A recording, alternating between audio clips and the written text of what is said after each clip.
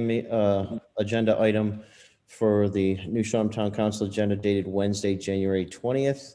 The New Shoreham Town Council will meet via telecommunication pursuant to State of Rhode Island Executive Order 20-46 dated June 12th, 2020. Zoom access, dial toll free. The numbers are there. And if you would like to raise your hand, press *6 and *9. And if you'd like to lower your hand when you're done speaking, you would press *6. I'll call this meeting to order. The item on the agenda, number 1, is discuss and act on potential acquisition of real estate where the premature disclosure would adversely affect the public interest.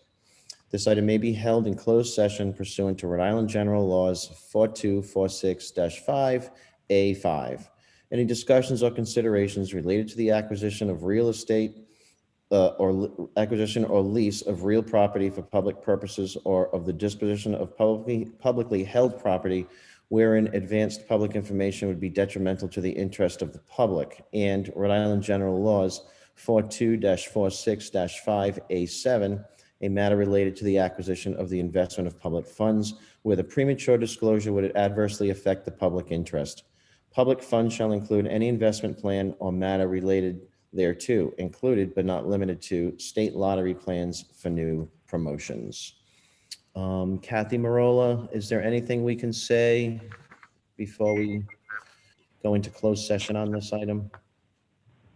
Well, you could roughly identify what property you're referring to. This is in reference to the Overlook property adjacent to Champlin's Marina.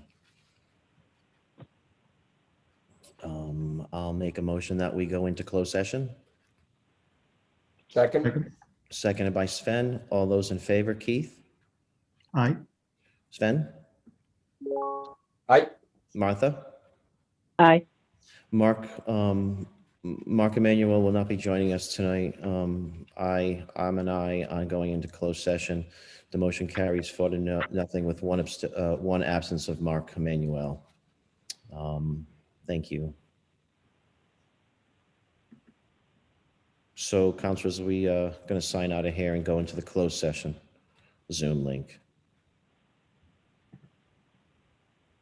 Yeah, see you in a minute.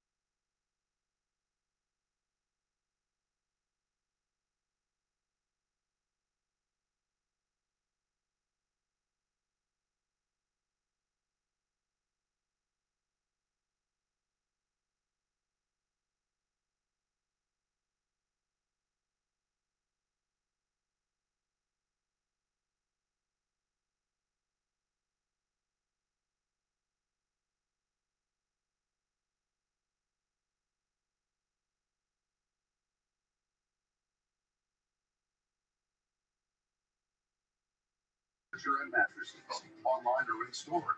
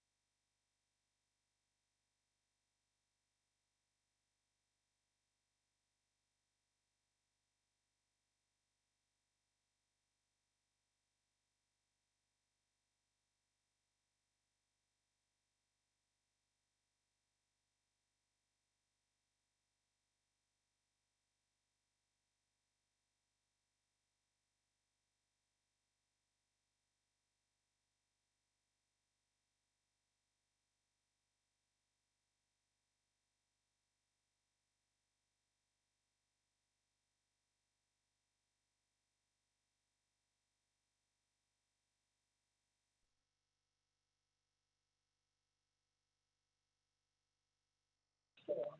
If you have a bunch of little girls, it's rude to take your little girl backstage. It's rude and unkind because children can be rude and unkind to each other. I got to go use it.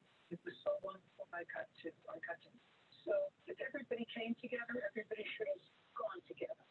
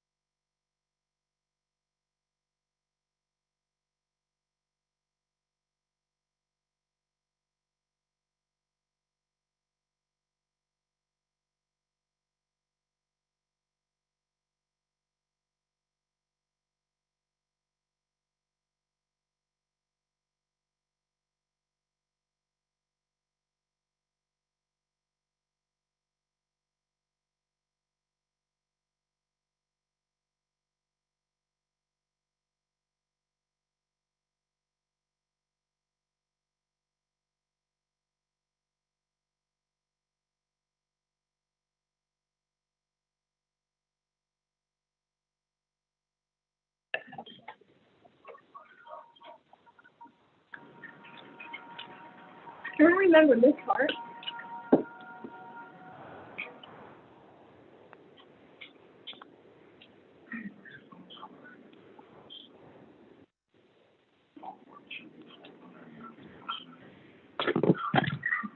Wait, so what are those things?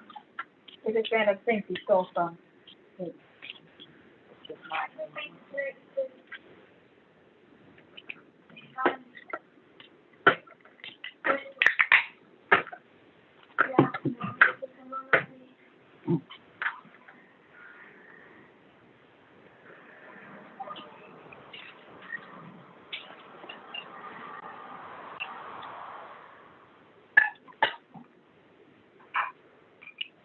yeah. Oh. Want more bread, Miles?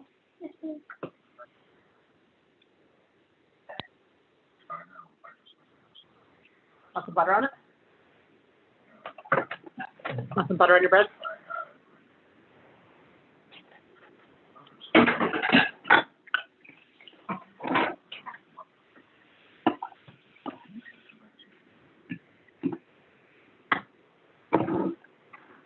Mom, what happens when water and lava meet?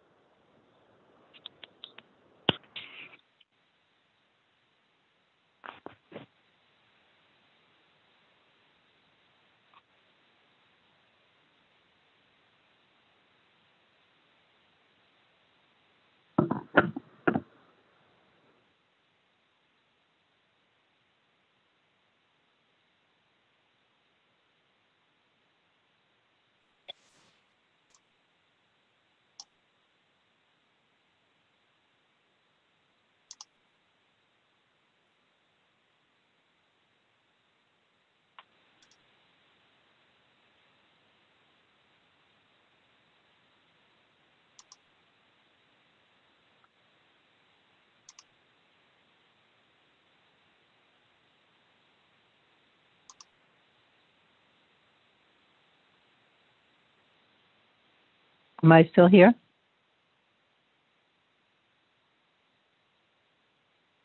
Oh, great. Martha, you're still here. Can you hear me? Yeah, I can hear you, Martha.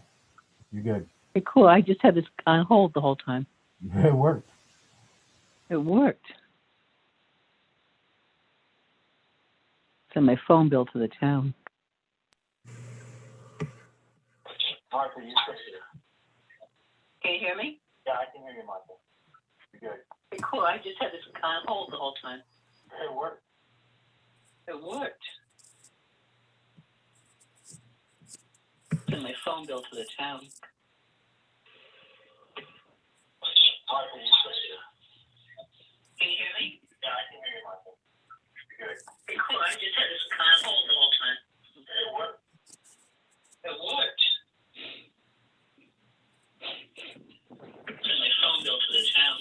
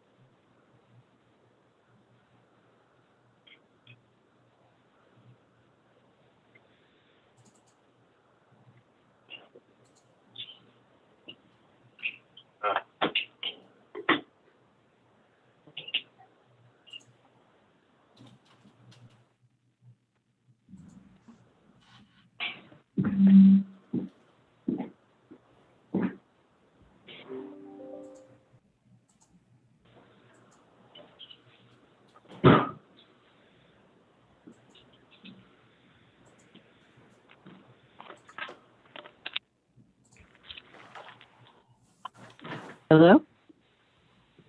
Hi, Martha. Hello? Hello? Hi. I had to drop off. There's something freaky going on. Oh, that's okay. I'm back. Okay, so we're in the open session right now of the 6 PM meeting. We called to order yet? Uh, Oh, yeah, we called to order a long time ago. Yeah, we called it. We're back in from closed session. I just want to make sure all the counselors are here. Yep. Can the town clerk confirm that all my counselors are here?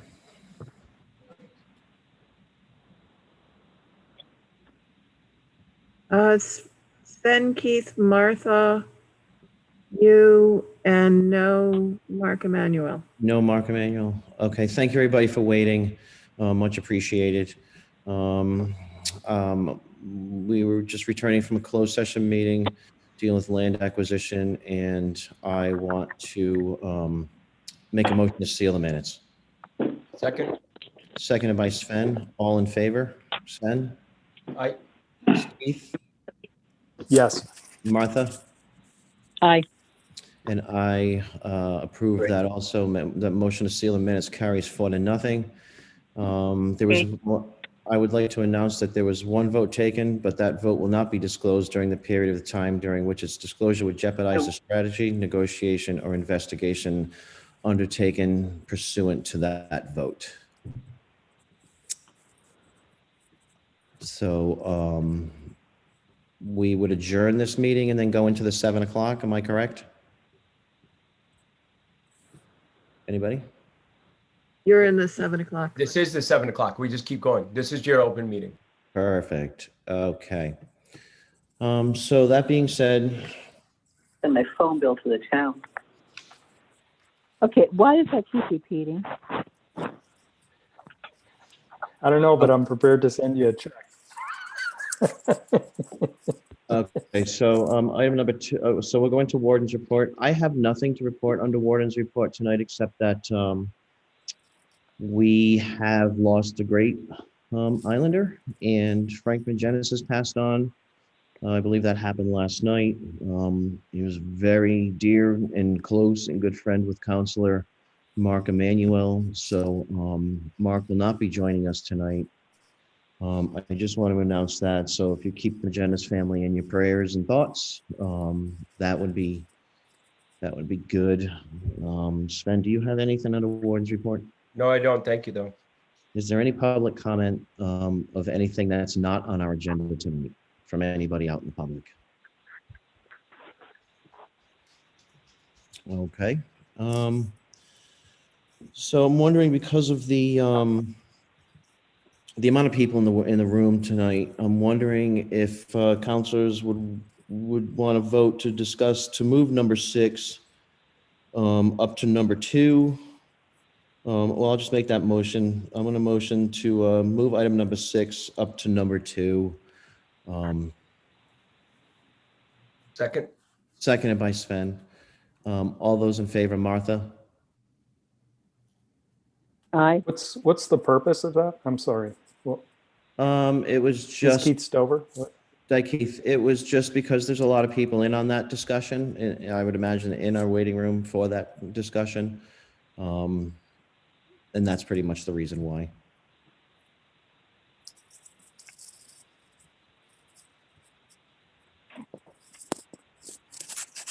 Okay. I guess I'm wondering why we would move the agenda item regarding acting on renewal ahead of the town manager's report on moped safety.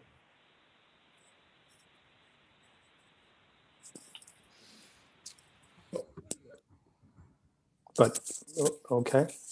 You have any comments on that, Mary Ann?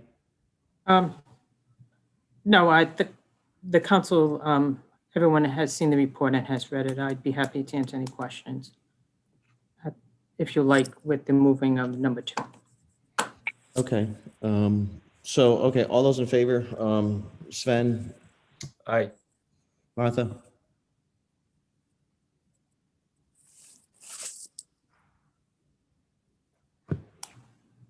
Martha? I'm sorry, I was muted. Are we moving both items together or just the? Oh, aye. Is that an aye, Martha? I'm sorry, I didn't get you. Yeah, it's an aye. Okay. And I'm in favor of that. So the motion will carry to move item number 6 up to number 2. I'm a yes, by the way. It's fine with me. I just was curious. Right. Okay. The motion will carry 4-0, and with the absence of Mark Emanuel. All right. So number 2, which used to be number 6, discuss an act on the annual renewal of moped, tricycle, bicycle, and scooter rental licenses for 2021.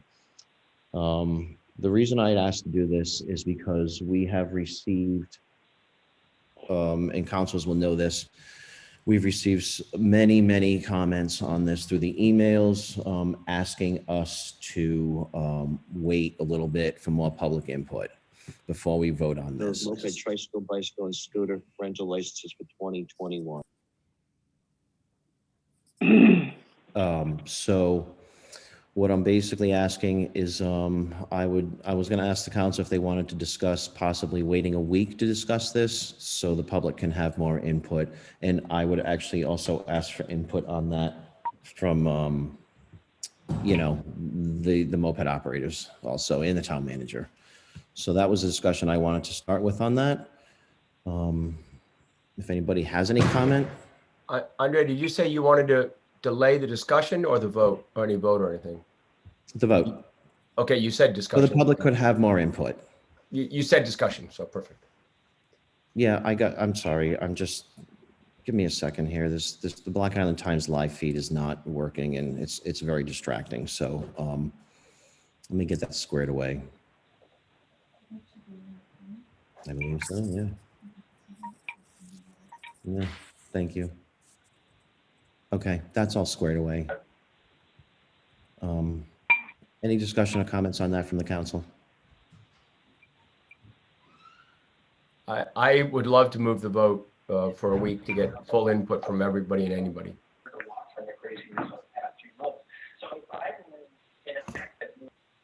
There's a live mic out there. I'm wondering if everybody could mute.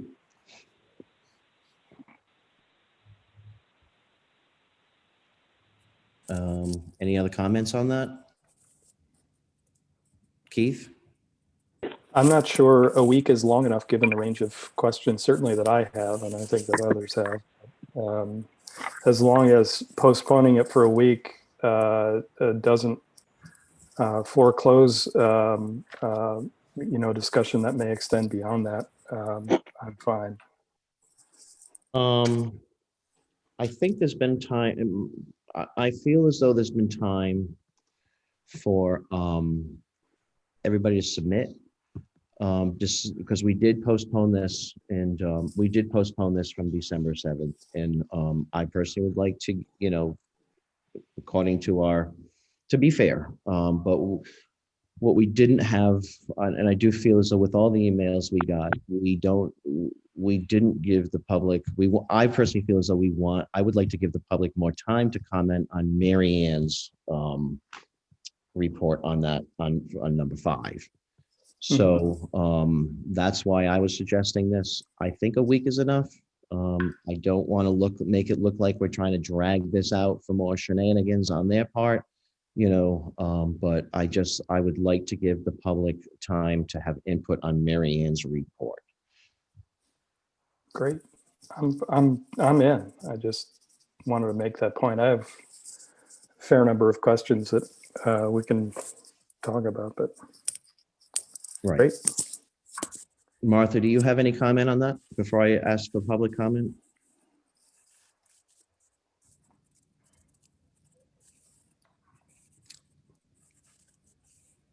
Martha? I'm sitting here asking if I'm muted. I was muted. Sorry. Clearly. We got a letter from Beth Noonan. I haven't even had a chance to read it. I saw it just before 6 o'clock. She's counsel for the moped operators. This has been out there for a month, and I'm not really sure what other comment we're going to get it. If we can put it off for a week, if it's only a week, I can do that. I don't think it's fair to go beyond that, given how long it's already been. And it's like, so I've just been through this a gazillion times. If something can be out there for 5 months and all of a sudden somebody realizes, oh, we've only got 3 days, and everything comes flooding in. I'm also extraordinarily discouraged by the, for lack of a better word, very often vile tenor of the letters we received. And I read a lot of them. And I thought we were getting away from incivility. And we're certainly not. And I would hope if people have comments to make, they would be constructive and they would not be personally denigrating. And there were some that were just, flat out rude and pulled from the headlines of the political maelstrom I thought we were emerging from.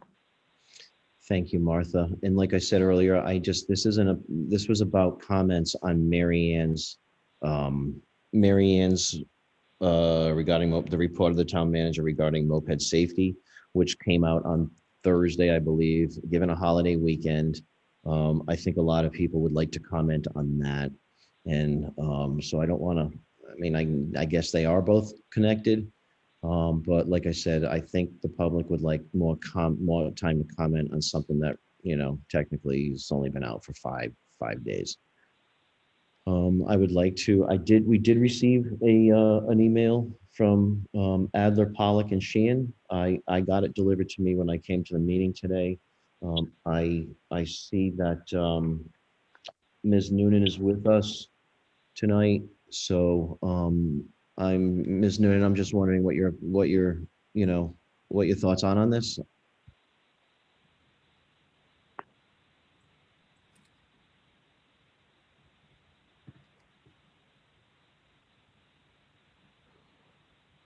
Is Beth Noonan here?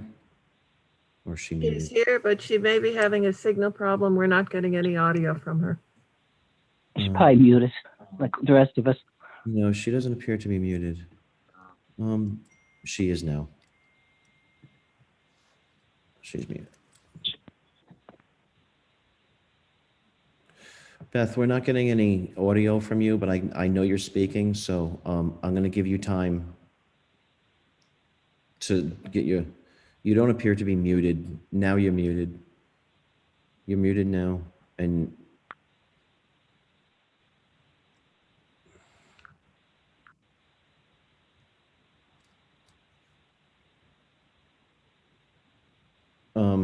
Ms. Noonan, we got no audio on you.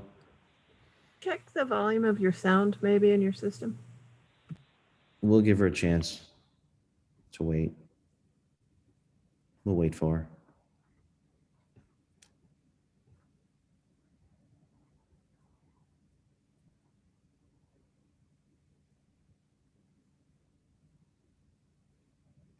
Does council have any questions, comments on this? Was giving I'll public hold. time.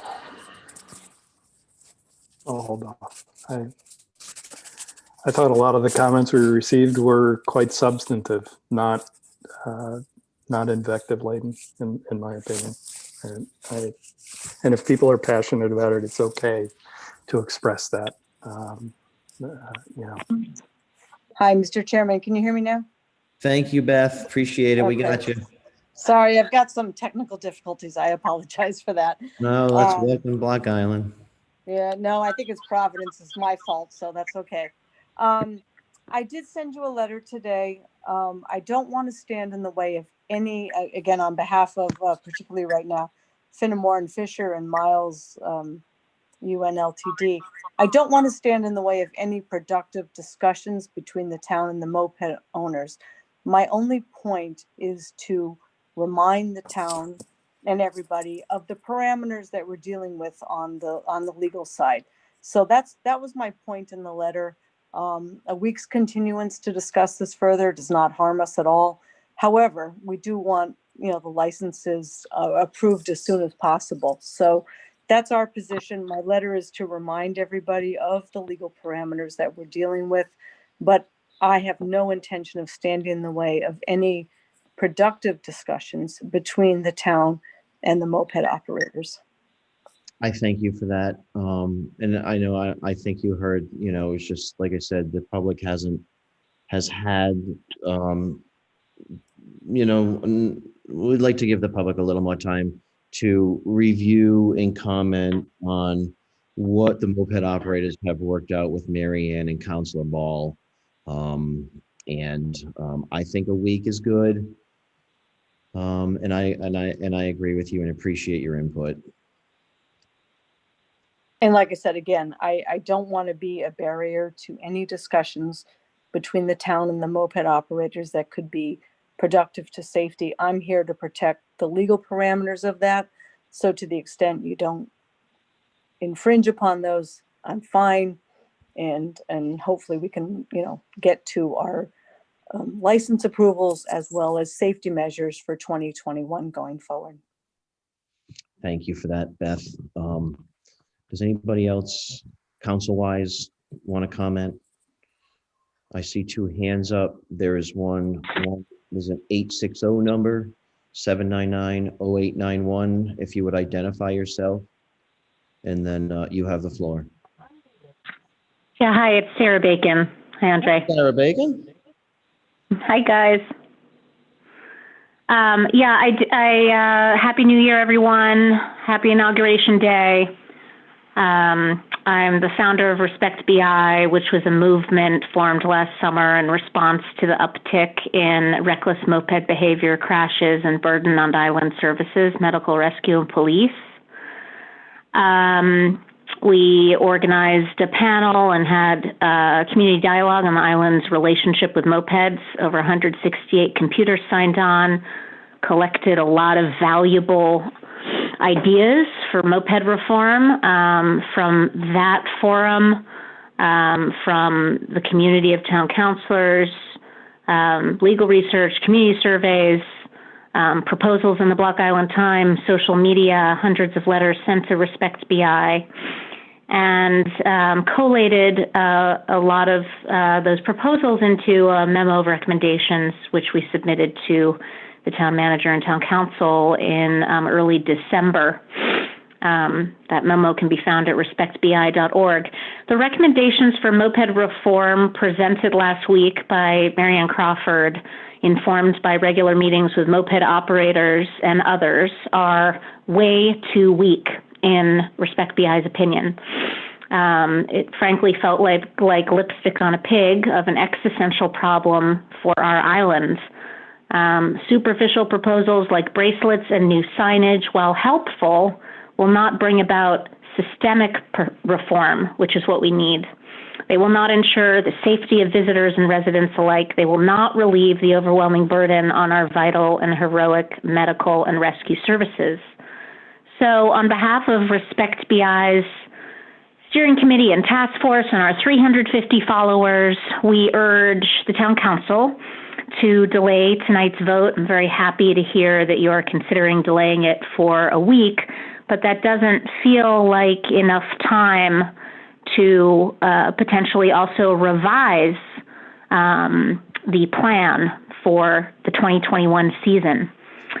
At a bare minimum, Respect BI also requests that before the upcoming season starts, town council very seriously considers instituting streamlined moped training and education protocol for all customers. As my colleague Everett Shorey will attest tonight in a comment, our preliminary analysis of 5 years of police reports for moped incidents shows 80% of moped accidents occur after the driver loses control, which points squarely to lax training on the part of moped operators. So a solution is not possible unless we address training and education. By example, last summer, I and a small group rented mopeds at each of the operators' businesses. My quote-unquote trainer at Moped Man failed to show me where the blinkers were before sending me down Weldon's Way to do a U-turn. While explaining controls, I beeped several times, and he did not mention the town ordinance on beeping. Once on Weldon's Way, a woman on a moped from Aldo's, lurching and swerving behind me, came 3 inches from hitting me as I slowed down to do a turn. Last summer required 11 life flights for moped incidences versus 4 the previous summer. This carnage has just got to stop. I've spoken with many, many community members over the last 7 months, and not a single one, to a person, even owners of some of the island's largest businesses, supports this status quo.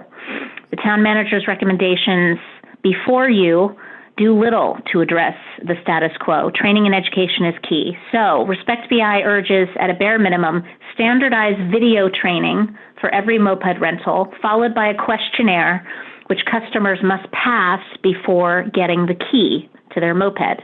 Without new streamlined training protocols developed by safety professionals, nothing will change.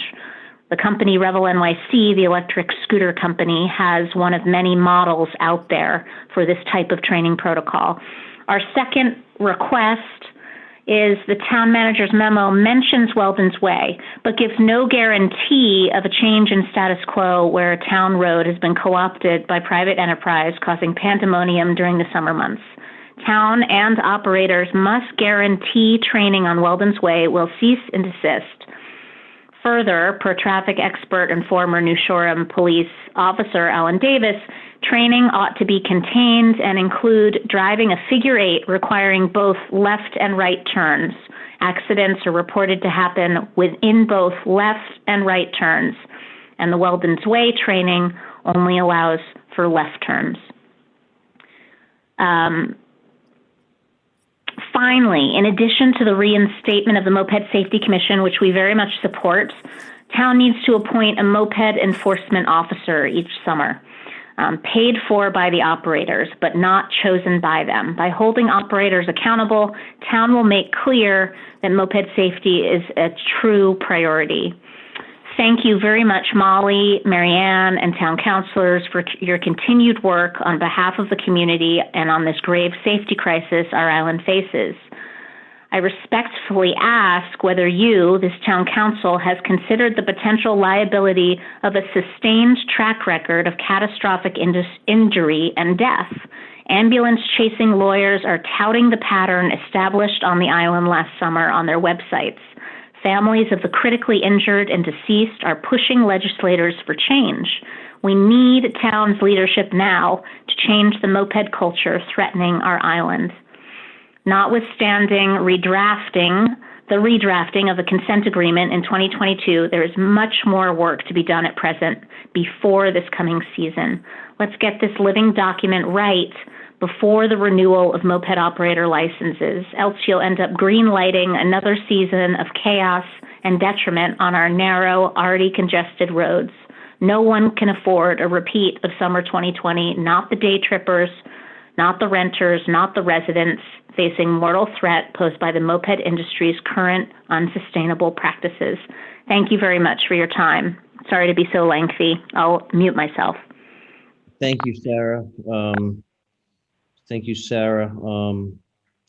Is there any discussion on giving this a week? Sarah, I appreciate that. I would think that would fall under number 5. That comment would fall under number 5, but I won't ask you to repeat it under number 5.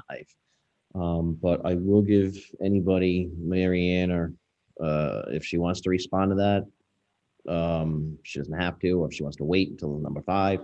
But I think the discussion here is whether or not, and to continue this item till next week, when we can all agree on a date. So if anybody has a comment on that,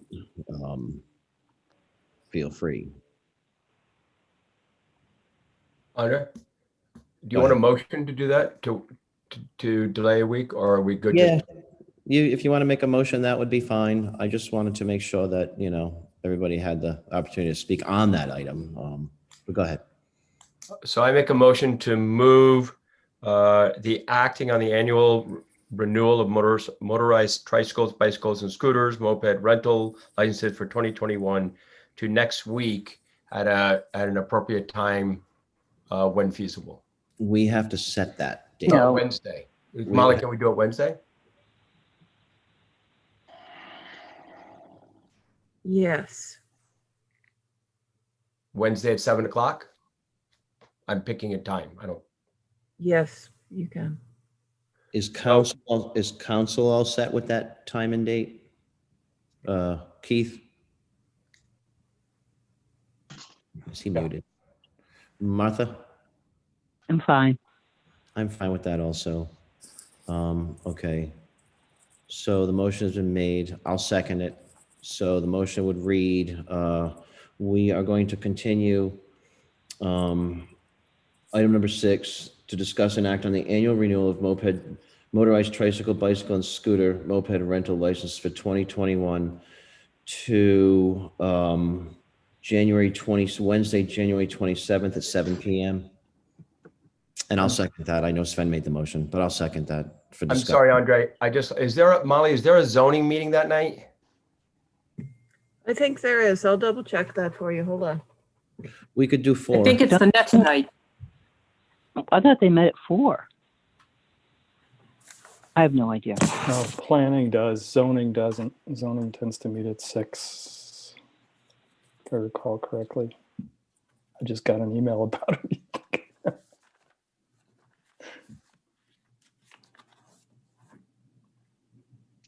Motion's been made and seconded. Molly's checking the conflict. Yeah, there's people with hands up, and I want to call on them if they, Sarah Bacon, I see your hand is still up. Is that up from before or? Sorry, that's up At from 6 before. p.m. You can Sorry. Andre, it. or Point of Molly, I information. believe zoning is at 6 o'clock only because it's on my calendar on Wednesday night, the 27th. It's at It's 6 true. p.m. on Wednesday. So we could go at 4. Does it matter? I mean, do we overlap zoning? We're not in town hall. Just so you know, I may have to attend the 6 o'clock zoning meeting. And Oh. Keith's on With zoning. I spoke with the attorney, our attorney today, Bill Landry, and I may not have to, but I just want to put that out there. Can we do this at 4? Would that be, would 2 hours be, would 2 hours be I enough? can do it early. Would 2 hours be enough time? And is 4 a good time for everybody to attend? That's the question. We could do Monday or Tuesday. I'm fine with any date and time next week. My schedule is.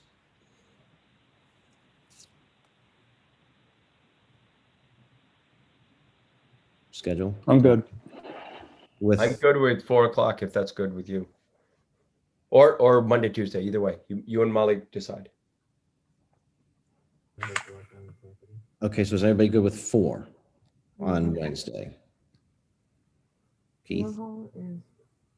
Yes, sorry. Okay, thank you. Martha, I think you're good. I'm just waiting for the town Yep. clerk to confirm no other meetings at 4. Oh, I'm sorry. I'm sorry about my math. I'm very sorry. Take your time, get this right. I see hands up. I'll take those questions and comments when we're done setting this. May I ask if it's going to be items 5 and 6 that are continued? No, we're going to talk about 5 tonight, Okay, thank you. because that's just a report. There's no voting or anything on that.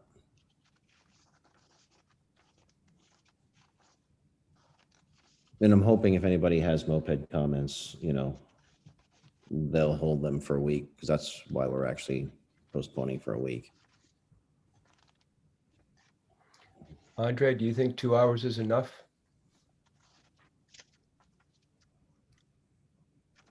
If everybody has to be redundant, no. We have a lot of letters, but If people can focus on, I agree with, that's always a problem. I think we'll be fine.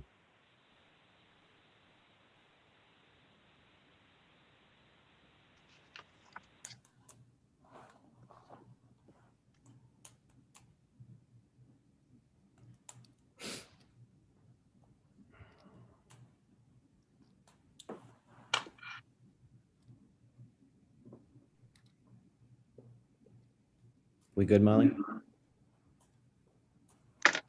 I sure am. Thank you. Oh, okay. I was just waiting to make sure that fall was okay for the scheduling. Okay, motion's been made to continue item number 6 till next Wednesday, January 27th at 4 p.m. Any comments? Keith? Keith? Yes, I'm not sure whether this is the place to put it, but I just wanted to say that I put in a request to have at our next work session agenda a conversation about our moped ordinance, because I think that requires some significant modernization.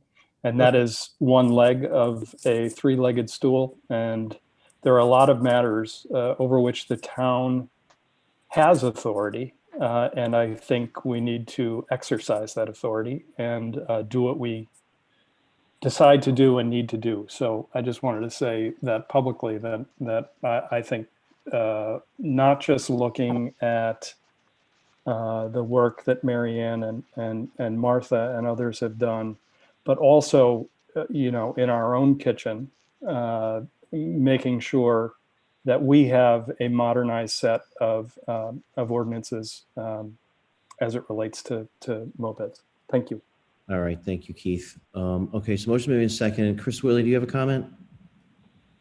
Do very quick, is the report that everybody is referencing going to be presented publicly at that meeting or this meeting? They're going to be discussing Marianne's report this evening. And that's specific to her report. It was specific to the mopeds that everybody's talking about now. Her report has a lot of items in it. It just seems that her report has a lot of items in it, including mopeds.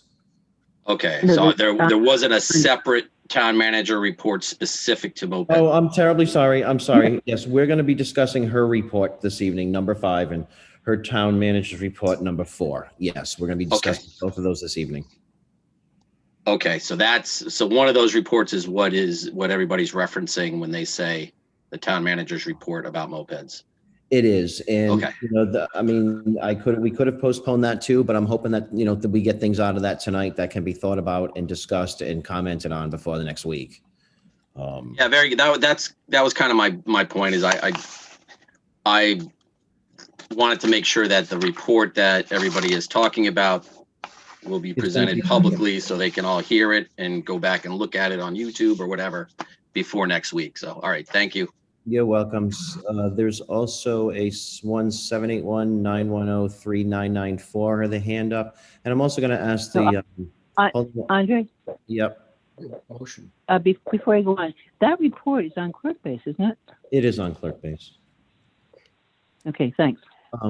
I'm wondering if the clerk can lower Christopher Willie's hand and Sarah Bacon's hand. Thank you. So we have somebody with their hand up at 781-910-3994. I'm wondering if you could identify yourself and if you have something that you want on item 6 specifically to comment on, go ahead. Hi, this is Everett Shorey. I'm the 781-910-3994. I'll give you this comment now. Unfortunately, I'm not available at the time you just set next week. Can you wait until number 5 on the agenda if it's regarding anything in Marianne's report? Because right now we're discussing anybody else about that meeting. If you I'm happy to do so, Andre. If that's okay, because if you're going to comment on the town managers regarding moped safety, that'll be no problem. I'll happily wait. All right, thank you so much. So I'll do the call on this item. Counselors, all those in favor of moving the meeting, continuing to January 27th. Martha? Aye. Keith? That's an aye. You're muted, Keith. Sven? Aye. You're still muted, Keith. I'm in favor of that. Motion will carry 4-0 with the absence of Mr. Emmanuel. Oh, I read your lips. With the absence of Councilor Emmanuel. I hope not. The motion carries 4-0. Thank you all, and thank you, Beth, for attending and giving us this time. Okay, Number 3, discuss and act on possible amendment to the emergency ordinance 2 of the town of New Shoreham adopted May 27th, 2020 as amended pertaining to communal housing and other issues during the COVID-19 pandemic. I believe we have Dr. Warcup patiently waiting here. I'm wondering if any council has any comments on this before I give the floor to Dr. Warcup. Dr. Warcup, you're on. He must be muted too. No lip reading. No. Go ahead, Doctor. Can you hear me now? I can hear you. Thank you so much. Okay, not a problem. Thanks for coming. I really appreciate you coming to these things, every week. So that being said, I'll let you carry. I just happily signed off on 50 COVID tests that were done this week, and gladly to say none of them were positive. We had several from last week contained to a family unit that I put out on our YouTube communication, and please express my gratitude for everybody wearing their masks, socially distancing, and it looks like it's working well on the island. Please keep it up. This is a critical time for us. Vaccines are on the horizon, and keep up the diligence. Thank you. And that's it. Does anybody, council? I'm the bearer of good news. Yeah, that's great. This is short and sweet tonight. Council, any questions for Dr. Warcup? Keith has one. I just have one comment that I'm sure embodies what everybody thinks. Those YouTube videos that you do, Tom, I actually send around. Everybody in our family sends them to people all over the place in other states. I think we are getting such great information from you every week. I don't think anybody is getting that kind of straight analysis of what's going on in a community the way that we are. And I really felt like I had to say thank you and say, frankly, how proud it makes me that we just have this kind of so closely interrelated a community that we get that kind of information regularly. So thank you. Thank you. I appreciate that. We feel very strongly that we'd like the partnership with the community as much as we can, and trying to find the best way to communicate, whether it be through the Block Island Bulletin Board, through YouTube. We'll continue to expand how we do it, but I appreciate the input. Thank you, Doc. Anybody else? Comments from the floor? All right. So, Doc, I'd like to say what Keith just said. Much appreciated. Everything you do. You're welcome. Number 4. Can I take a moment to talk about vaccines real quick? Oh, you can take all the time you need. That's what you're here for. I thought you were done. No problem. Just didn't know if it was a separate item. So we have confirmation that we will have the additional 70 vaccines that I think Billy McComb may be on. He's going to be picking them up on the 25th. We, the health center, as well as the EMS fire team, will be working out a schedule for vaccinations at the fire barn, which it allows us to also practice how we do a larger scale community vaccination program, whether it be 2 or 3 at a time. And we can discuss the particulars at a different point on our YouTube. We requested 470 vaccines. The state asked us how many individuals are 75 years and older. I've gotten some questions of how we came up with that number. We have the fortunate ability to have an electronic health record that we can query back 3 years. Medicare considers anyone that's been to the health center for within 3 years, quote unquote, an active patient. So when we queried that 75 and age over, whether they came one time or they're a regular continuity patient, that's 470 people. Some of the confusion that we're getting in the community is, I have a house on Block Island. I've never been to the medical center. Am I in that literature? Or am I in that number? And the answer would be no. It's a query directly out of our electronic health record. So unfortunately, if you've never been seen or become a member of the medical center, we would not have any direct insight of that you're on the island or not on the island. It doesn't come from a census document. So we will continue to communicate and do the best we can to vaccinate the entire community. Again, I've said this before, we're a vaccination center. Not every primary care office throughout Rhode Island is.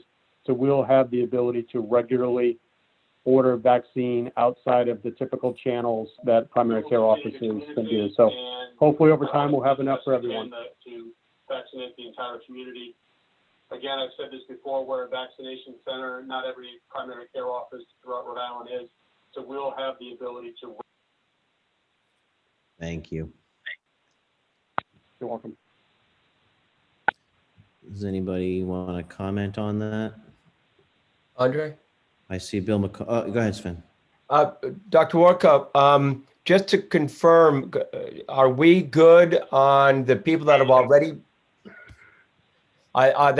been vaccinated getting their second vaccination, or is that going to be another process? So I hear 70 new ones. I'm asking about the second shot for those already treated. Oh, thanks for that. I should have been clearer. That 70 is for the second round of the original cohort. So they'll be vaccinated. And fortunately, the CDC, Dr. Fauci, and others have clarified that going forward, the 470, if we're lucky enough to get all of them, we'll be vaccinating as many people as we can. And then over time, our future allocations of vaccine will be for both people getting their second as well as people getting their first. The CDC realizes they were maybe a bit onerous where they did it in aliquots of you'll get 70 now, 70 later. We'll just start vaccinating people and do it on a rolling basis in the future.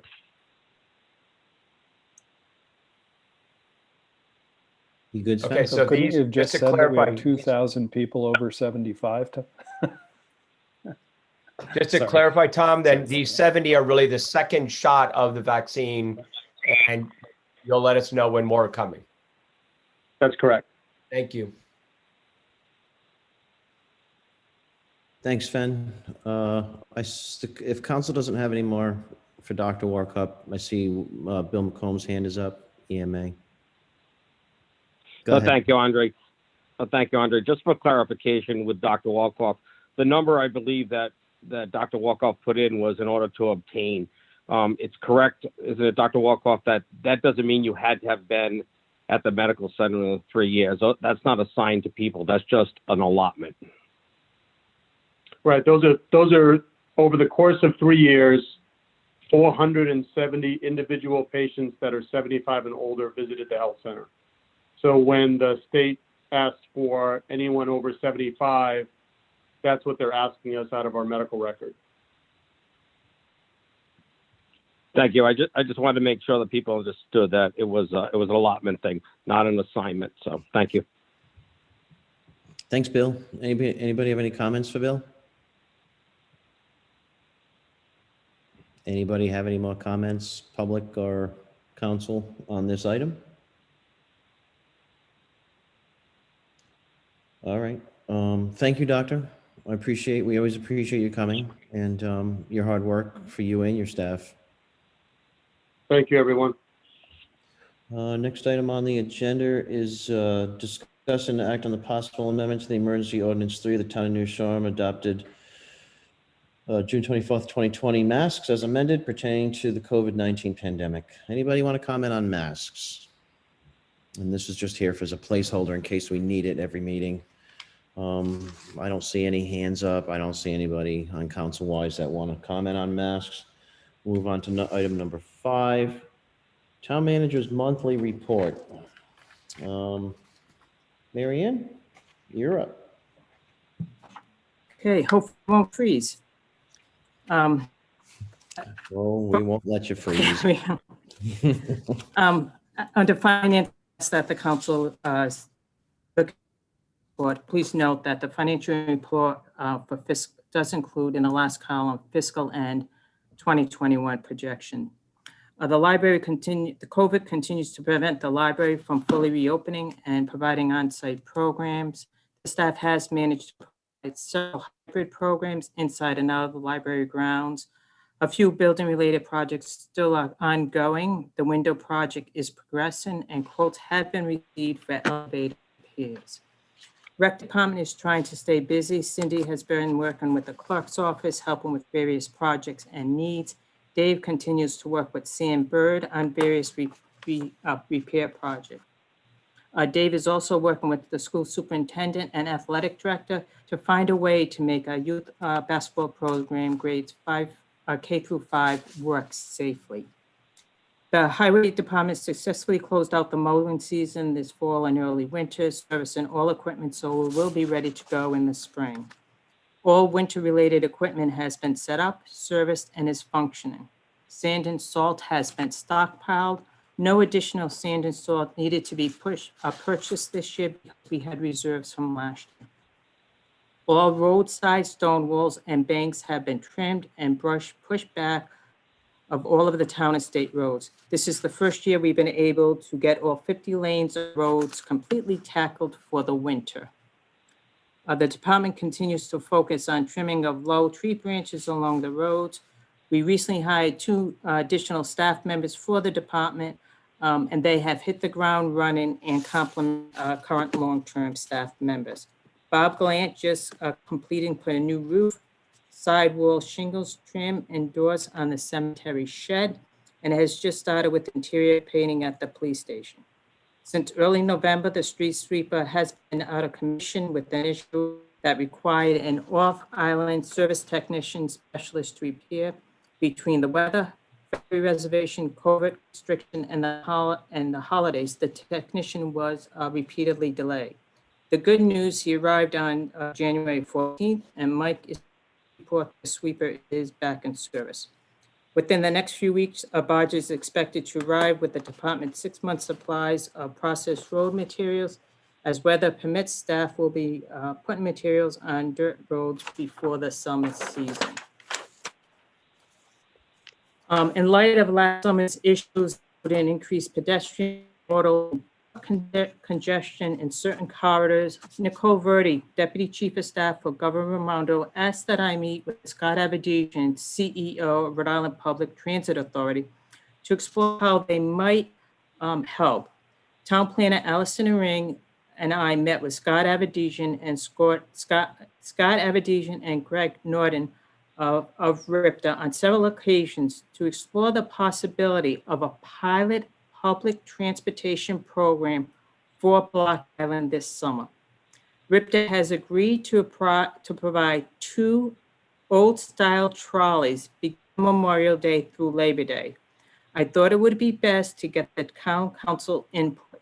At this point, we have not agreed and or committed to anything with RIPTA. Many details need to be finalized.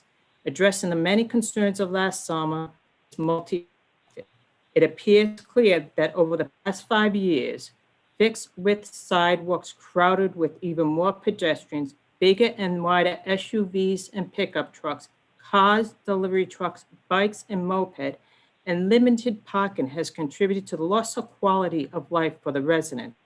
And this may be one small step to alleviate some of the seasonal congestion. Integration and rollout of online e-permitting continues. We are scheduled to complete the implementation in early mid-spring. Also, I have reached out to an individual with experience in updating and maintaining municipal websites. She has agreed to help us finalize the update of the town's website. With Chief Carlone's retirement, the department's accreditation program is on hold. Preliminary plans are underway to secure seasonal staffing for the department. I have met with 3 senior command staff of the state police. They have committed to continuing the practice of providing uniformed troopers every weekend, Friday through Sunday. We are exploring creative social media steps that might be taken to avoid set behavioral expectations prior to boarding, landing, and discussion of the options. Recruitment for the new police chief is underway. We have posted the position on numerous websites throughout New England, included but not limited to the Rhode Island Police Chiefs Association, Rhode Island League of Cities and Town, and Rhode Island Police Chiefs Association. The application process will close on February 12th, 2021. I am establishing an interviewing team consisting of a town manager and chief from a neighboring community, 1 or 2 town Island employees, and I anticipate a strong recommendation to the council. We'll have a strong recommendation to the council before Chief Calhoun's last day in mid-April. My proposed charter amendments were flown off island 12 and made it to the Secretary of State within hours of the deadline. Dredging project at Old Harbor is completed, and I do have a few notes of congratulations. First, Dylan Chase, who is the superintendent of the sewer treatment plant, has been named 2020 Regional EPA Water Treatment Operator of the Year Excellence Award. So congratulations to Dylan. And we have 2 recent Fire Academy graduates, Justin Blanco and Patrick McNary.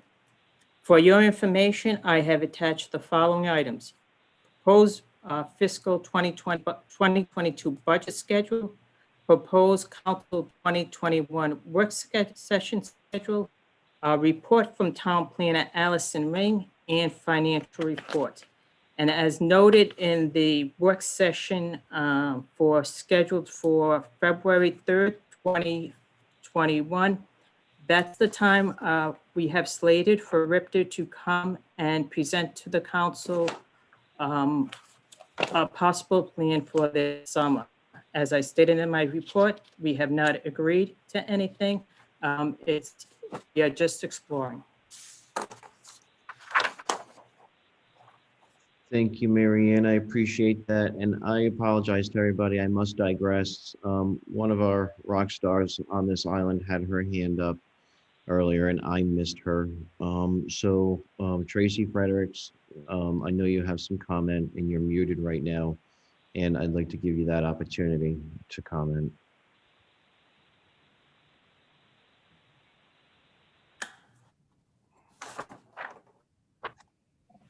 Can somebody unmute Tracy? I'm sorry, I'm reading the wrong one. It's Liz Dyer. Can you hear me, Andre?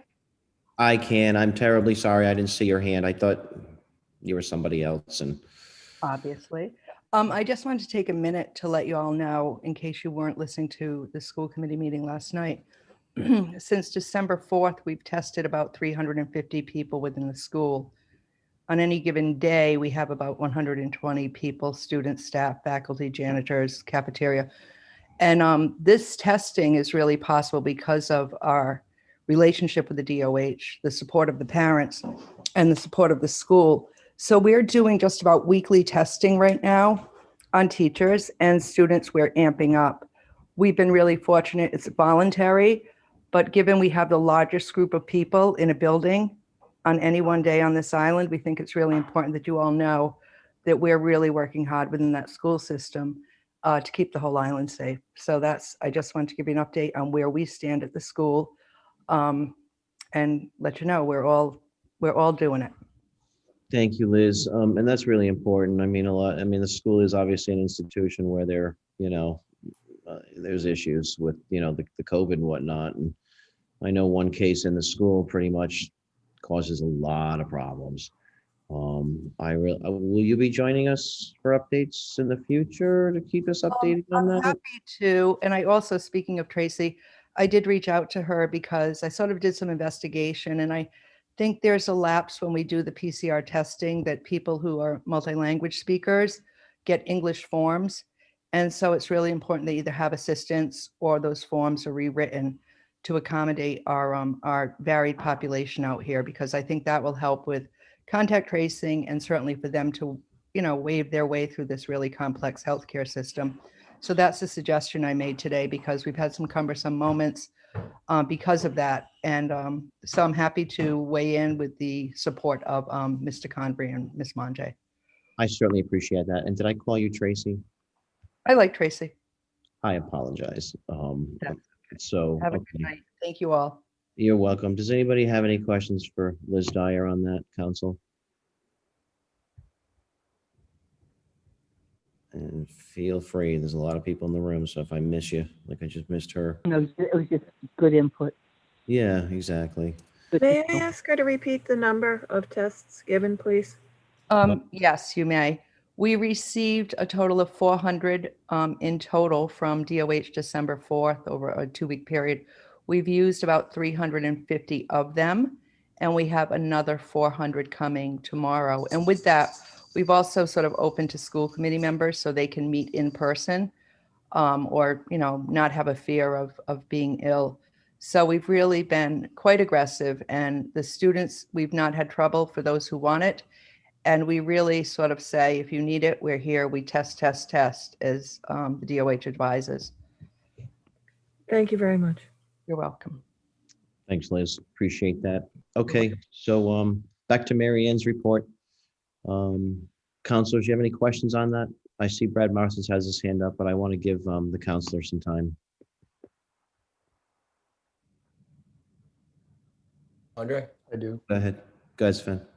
I just real briefly, I did send Mary Ann a note today, and I think I copied you, Andre. But I would love to see if there's open slots in that work session schedule to be able to look for a whole work session on development and needs. And I won't get into the details of it, but it looks like there are some open slots, maybe that June one if it's free. So thank you. Thank you. I'll refer that to Mary Ann, you know, for scheduling and whatnot. Thank you. What work tool is just we have it, so you know what's coming. Mary Ann, you're frozen and broken up. I'm wondering if you could repeat that.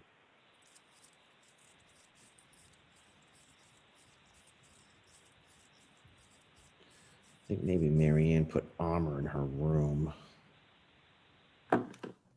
Mary Ann, you're still frozen. Mary Ann, we didn't get what you had said earlier, just to Sven's comment.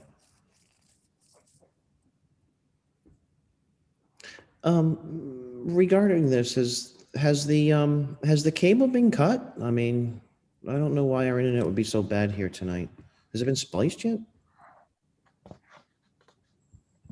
I guess that's not important, but I'm trying to figure out where the internet's messing up on us tonight. Mary Ann, are you there? I don't want to continue without Mary Ann. It's in the middle of her report. Why it's perfect in your Back room, right but now. not in hers. That's so funny. I think that's why I asked if she put some armor in her. All right. Ah, there she is. Yeah. So for some reason tonight, I'm in my laptop. I've never had this problem before. So when I freeze, I log off and come back in. So, but I think what I was saying is that I'll add to the work session, the one that Sven just mentioned. I'll add it to the June work session.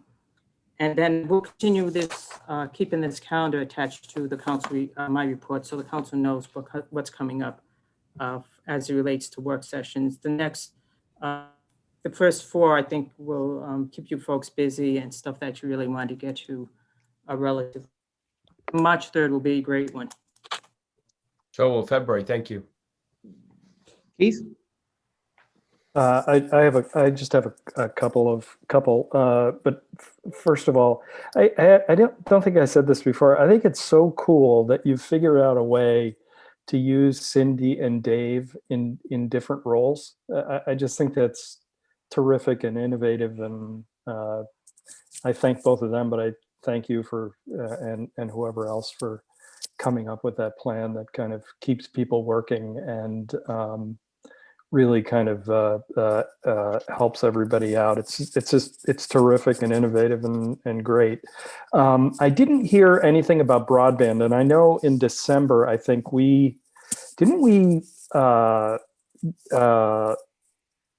do we have a project manager yet? Where's that? How's that all going? And I didn't see anything come across on that.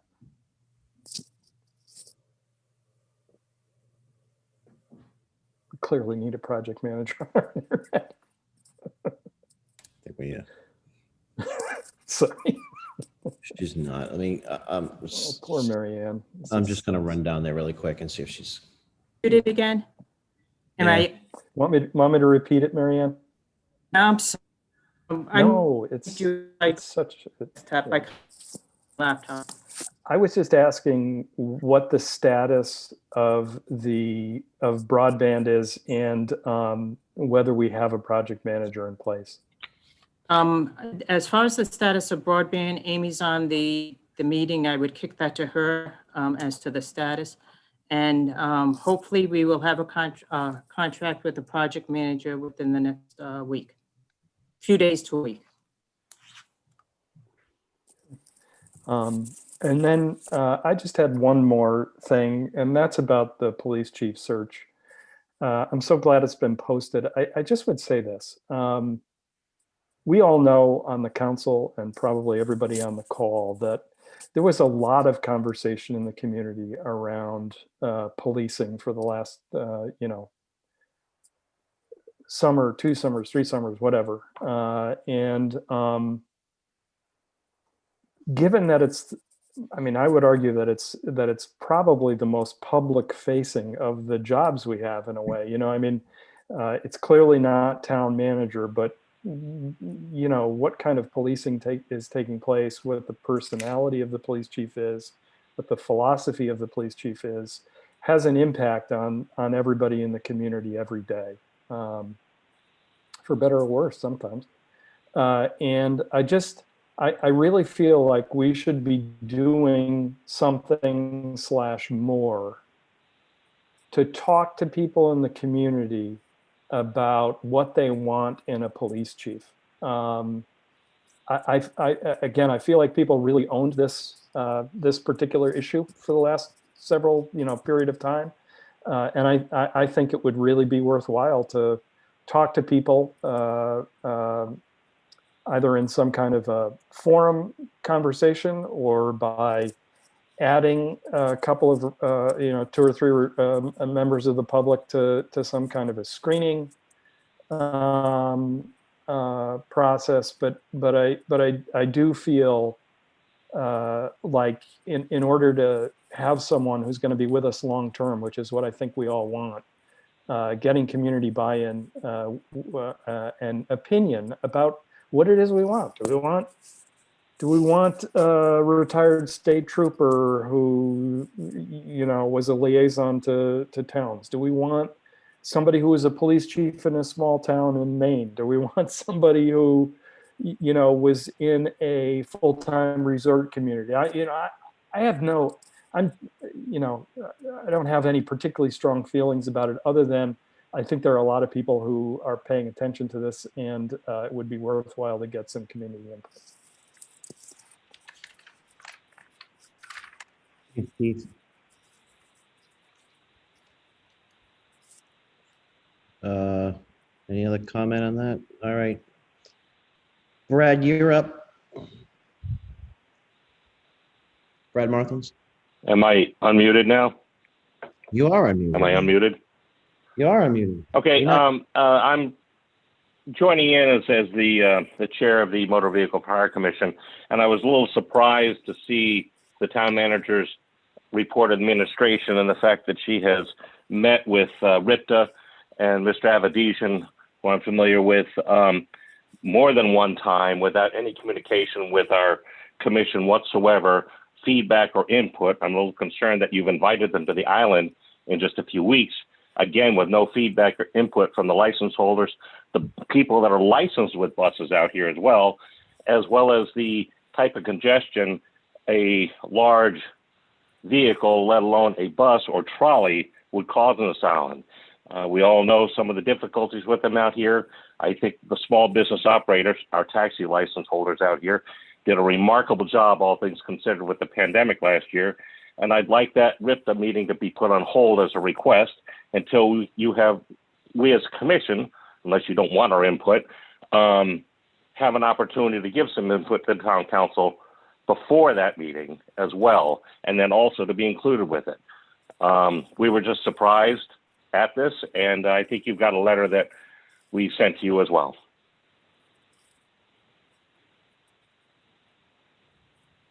Is that it, Brad? Did you, I've just made that request, and I know that this is on the agenda for, I believe, February 3rd, and I think, you know, to a certain extent, the cart or the trolley has been put before the horse in this case.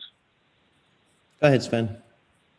Brad, I agree with you. Just to make sure everybody on the call, or I agree in the concept, everybody on the call is aware, the February 3rd meeting is a work session amongst us, all of us, including everybody in the audience.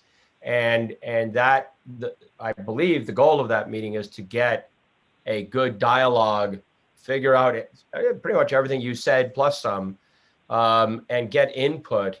And there's not a rip the meeting or anything as far as I know before that. So I think the February 3rd meeting is really trying to get a feedback, understanding, you know, what has Marianne been talking to them about, et cetera. So my hope is many of your comments can be addressed at that meeting. I appreciate that. I appreciate that, Sven, and I think the Motor Vehicle Fire Commission does.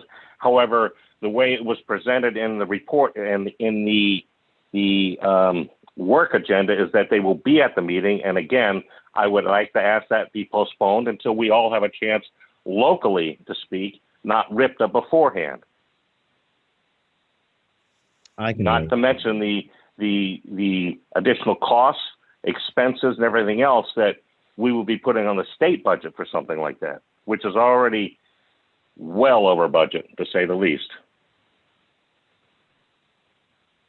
I can comment on that. I just think that this will be a discussion with everybody at this meeting, the February 3rd meeting, and taxis, anybody in public, anybody. And I just think that that's when we'll hash it out. I mean, I think we can, another meeting, it's not that they're going to be speaking first. They're going to be presenting to us a plan, and then everybody will have input on that. So I don't know what would you want to discuss before that without knowing what their plan is. I think that going to them beforehand without any input from the town council or from the commission that you put in place for this is, again, putting the cart before the horse, so to speak. And I think that we should have a discussion on this before you have them here. In other words, you know, I don't think you need to have the gorilla in the house, so to speak.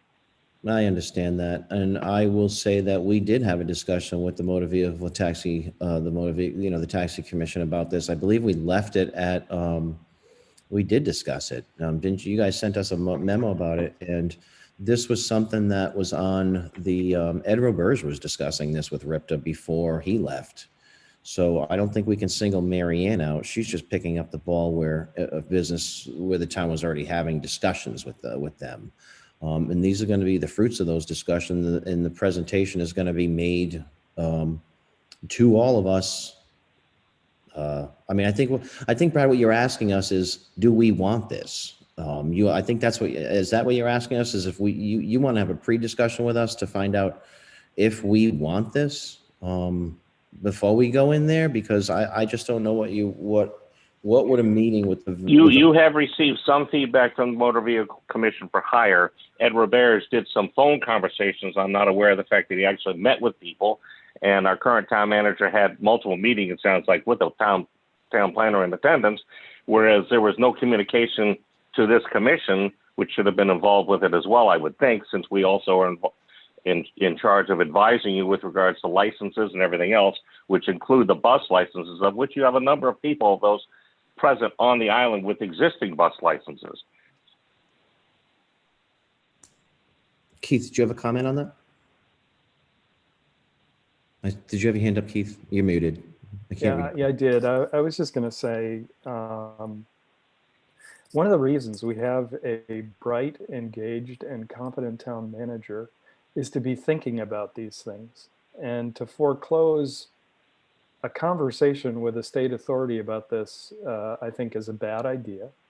I don't know where I end up coming down on it, but jeepers, you know, you can't deny what last summer was like, and I actually applaud Marianne for having these conversations and for bringing these people out to tell us what they have for us. I mean, that's not foreshadowing or you know, presupposing an outcome. It's just taking a look. And I think that makes a lot of sense. And I thank you, Marianne, for doing it. And I'd also like to remind, you know, this, you know, when we talk about mopeds, I know we have a large group of people out there who are focusing on mopeds. But mopeds are part of an overall traffic safety plan, and which would include, you know, as was brought up, enforcement. Which we did do a lot of last year to some success. And this alleviating traffic on our roads.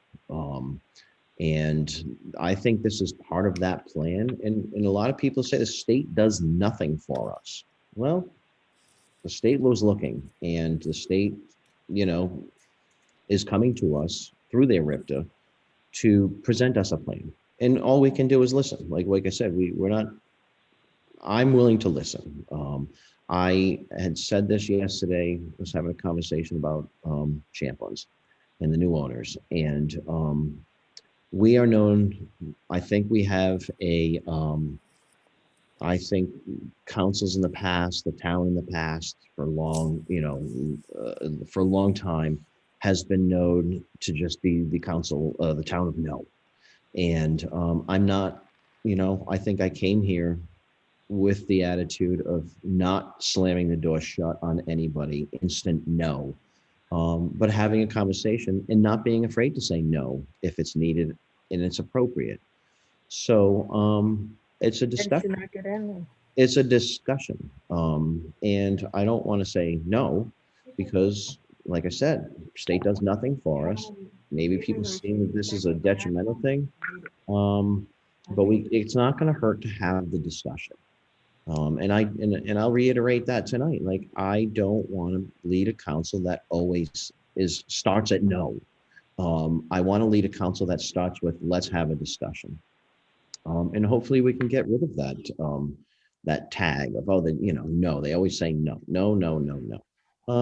I'm just not there. I'm willing to talk to anybody, whether, you know, about ideas, you know, and they may be bad ideas, and I'll be happy to tell them they're bad ideas, but I didn't want to slam the door shut on this. And like I said, this and other things. And we, like I said, this was talked about, worked on, and our concern with the new town manager and skipping these town managers is things that just fall off the radar when we have new town managers.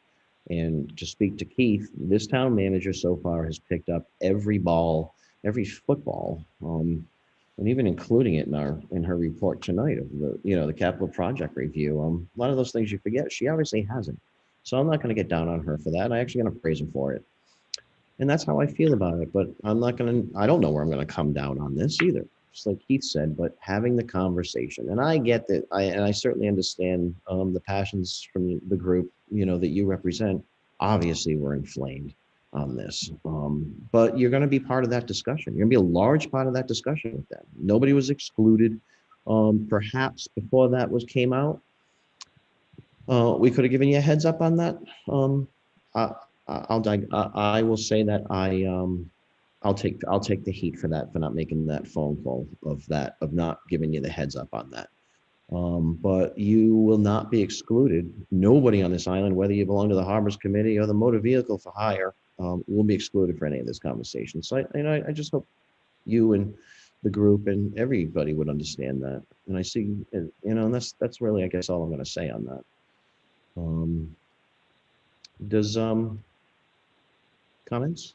I see Christopher Willie's hand just went down. I saw you. I'm Chris. Andre, I'm not muted yet, but I will say I appreciate your comments as well as friends and the other town council members. I think that as a commission, we were a little surprised how we were communicated to on this because we weren't communicated to, as you already alluded to, and that's where you got some ruffled feathers, so to speak. So let's move forward from there, but we would like to be involved in the communication rather than have to read about it in a report. That's all we would request. Well, it'll be a public meeting, and everybody has input in public meetings. And believe me, when I saw that in the town manager's report myself, I mean, I knew it was coming up, and it caught me by, it didn't catch me by surprise. I knew it was coming up, and I saw it, and I instantly thought, you know, this is going to be a lively discussion. And one of your members actually reached out to me, and you know, we discussed the same thing. And I just want you to know that nobody's being excluded. Okay. I mean, enough said. I appreciate what you're saying as well. If you were surprised, then you can imagine our feeling as well. I wasn't surprised, but I knew it was coming, and I should have reached out when I saw that in the, you know, as the first warden, I should have reached out. I will be better like that. I will be better in the future with your group and any other group on this island that I see, you know, maybe some importance there. Like I said, that's that. Does Chris Willie, did you put your hand down? It's down. I did. I mean, it was covered. I mean, I just wanted, I think you reminded everybody that this has come up a number of times in the past, and the motor vehicle for hire, that group has been been offered the opportunity to have first shot at public transportation. Then they were able to give their comments during a public meeting about it.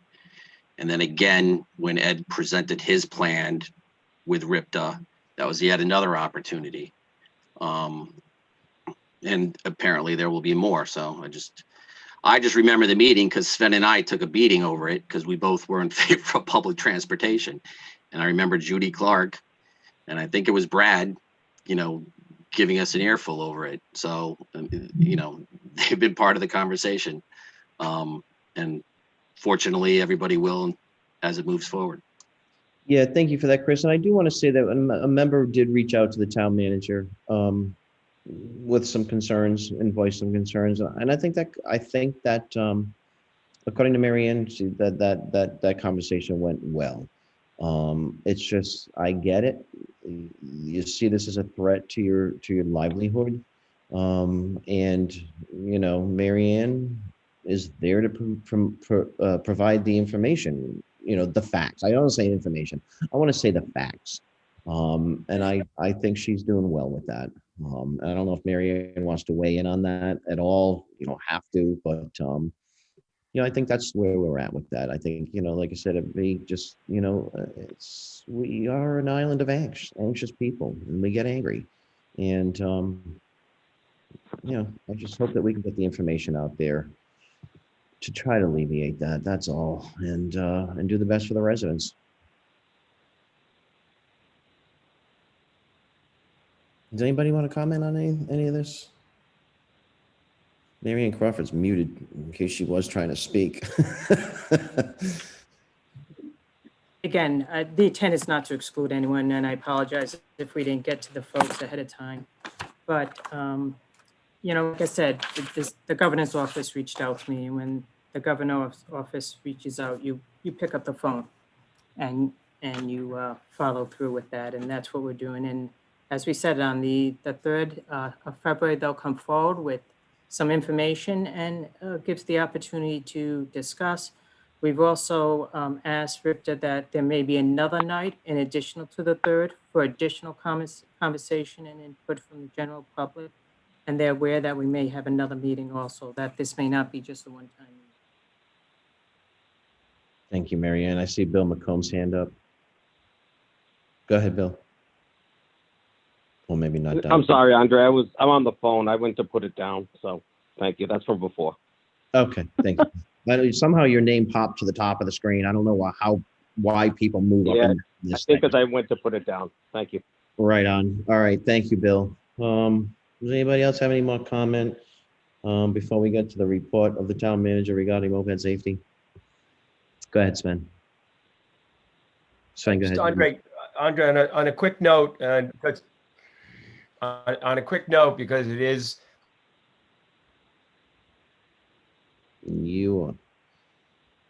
Somebody screenshot that. a lot of material. I love the upcoming work session schedules, things like that, the budget. So thank you very much for those monthly updates, man. Absolutely. Thank you, Sven.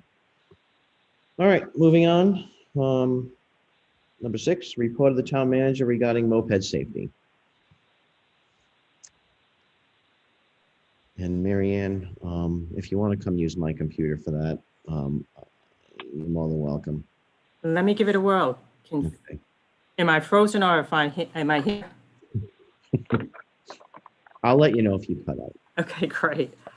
I've outlined in a number of monthly reports to the town council, we have been holding ongoing meetings to discuss the summer issues of 2020 and community concerns. I want to thank community members who participated in a frank, open dialogue with the goal of improving island quality of life and safety issues for the summer of 2021.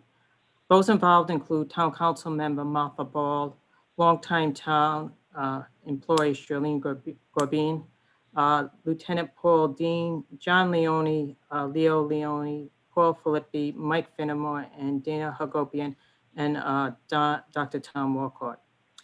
We had many meetings starting in early September. We are not done.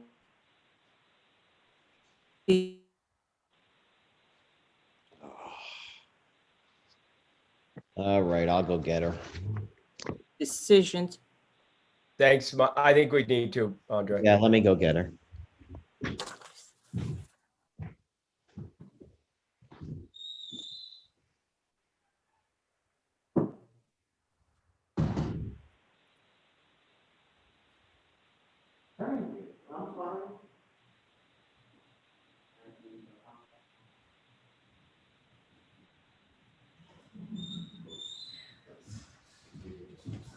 Hey, Molly Fitzpatrick, would it be helpful if we turned off our video?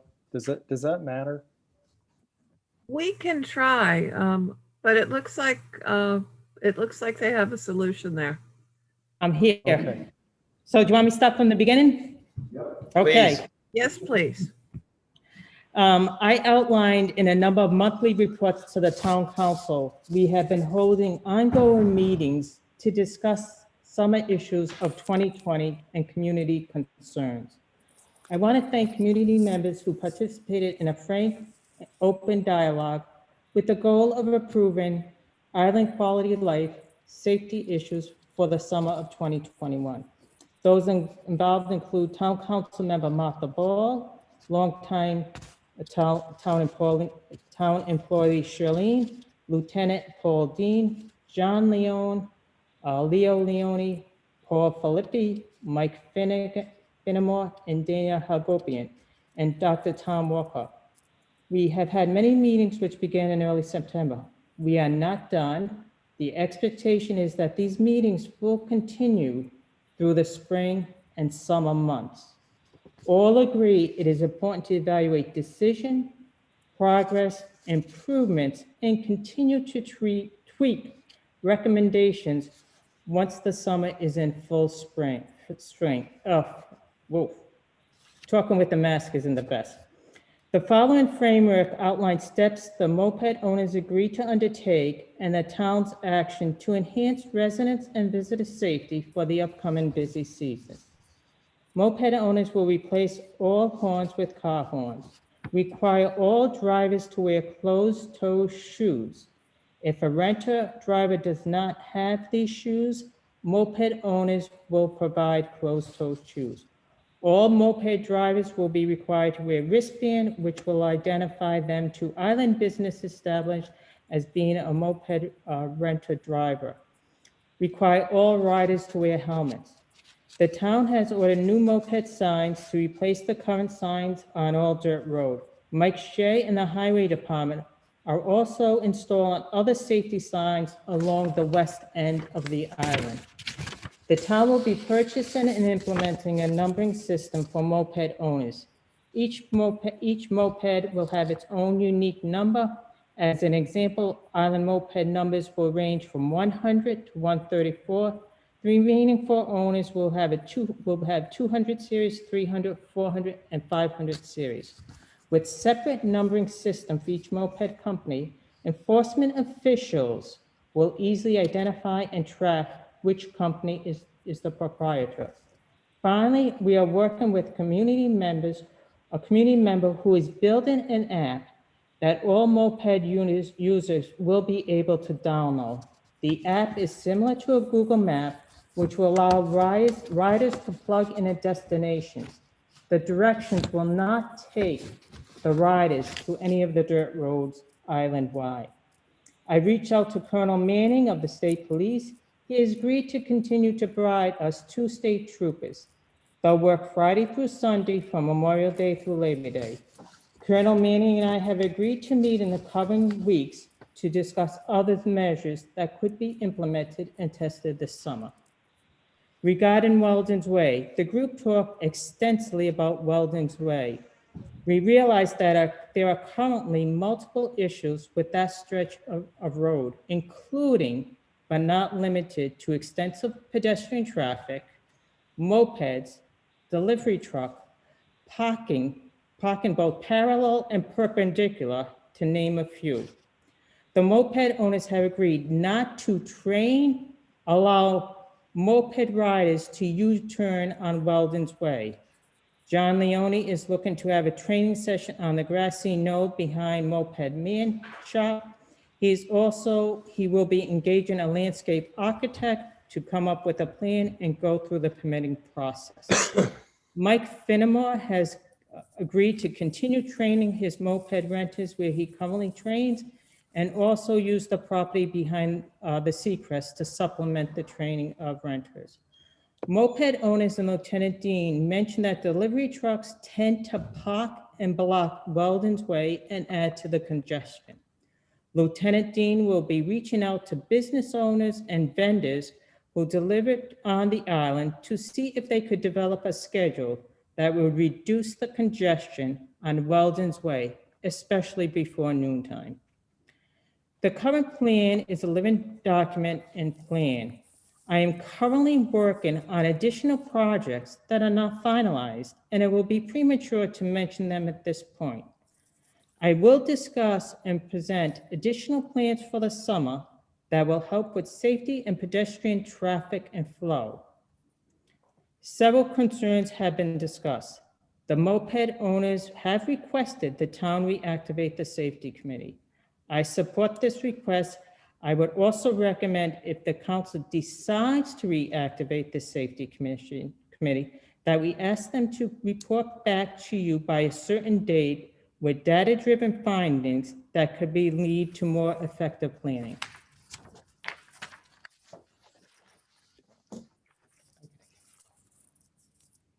So that's my report, and Andre walked out of the room.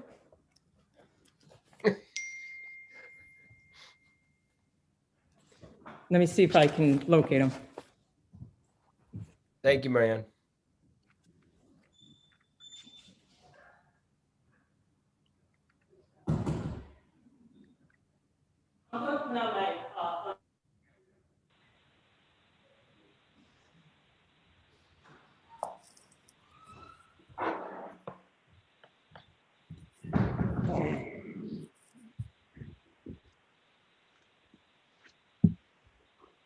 Does anybody, council, questions, comments?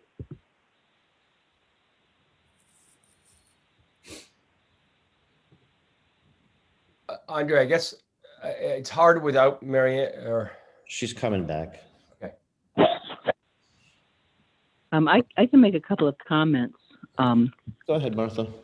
Yeah, definitely. I think there are some things that I picked up from reading the letters that I've been downtown in that corner for a very long time, so I've been observing behavior for a very long time. And one of the recommendations that was dismissed out of hand by a number of people was the changing of the horns. And I liken it to a broken windows theory. I've watched this. I've watched people coming down Spring Street devolve.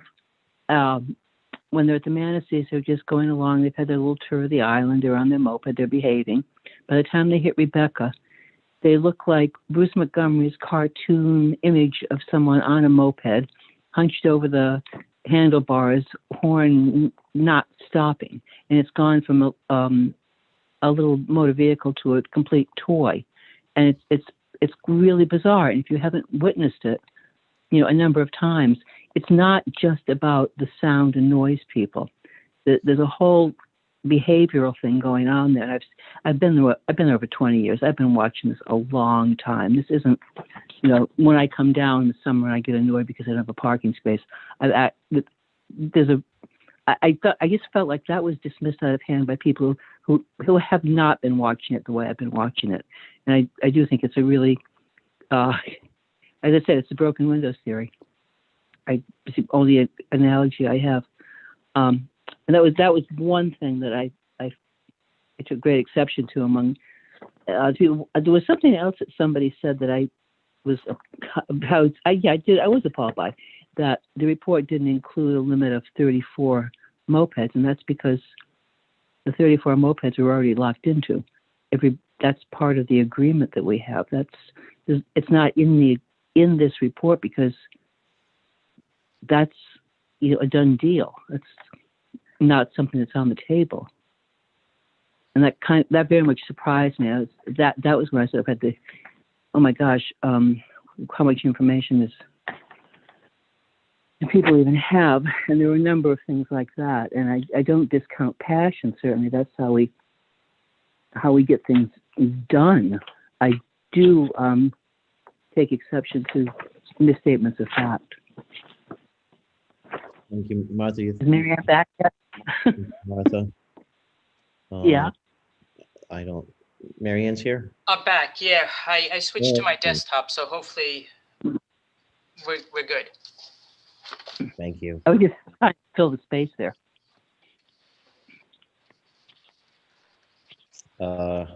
Sven, did you have a comment while Marianne is back? Yeah, I had Andre, you want people's comments now in the council, right? Council, yep. Council turn. Yeah. So Marianne, one question I had is, as you and Martha had these conversations and thinking about the medallions, and I just want to make sure that I'm hearing you right or that it's correct. My hope is that there are 34 medallions, and if a bike goes down, then the medallion is quote unquote unscrewed and from that bike or moped, excuse me, and then moved over to a working one, and the broken one is removed. In the past, they've been numbered, but then there are suddenly 234s or 230s because one day it broke down, and so we put those numbers on another one, and I hope that the medallion is literally what we think of like on a taxi cab, right? It's an applique, and that the moped operators are comfortable with having only 34 mopeds on their land, on the lot that's approved to have mopeds. What we intend to do is issue the 34 numbers. They may have more mopeds on their land if they have one broken down, so they have a backup. But they will only have 34 numbers. And the numbers, we looked at the size, we measured them, we looked at them from a distance. So it'll be easy for folks to identify who is the owner. If by some chance something happens with the moped and the number is damaged or destroyed, we're going to ask them, Charlene's going to have custody of the numbers, and the owner will come and see Charlene and she can replace the number. So that's our intent with the numbers.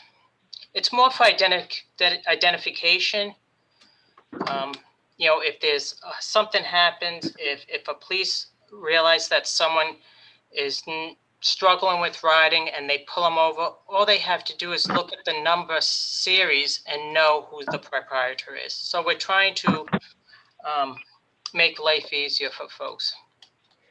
I guess if I could just continue that, my thinking, thank you, and I agree with everything you just said, but my other thought is I appreciate that a moped may break down and the operator would want extra bikes on the land.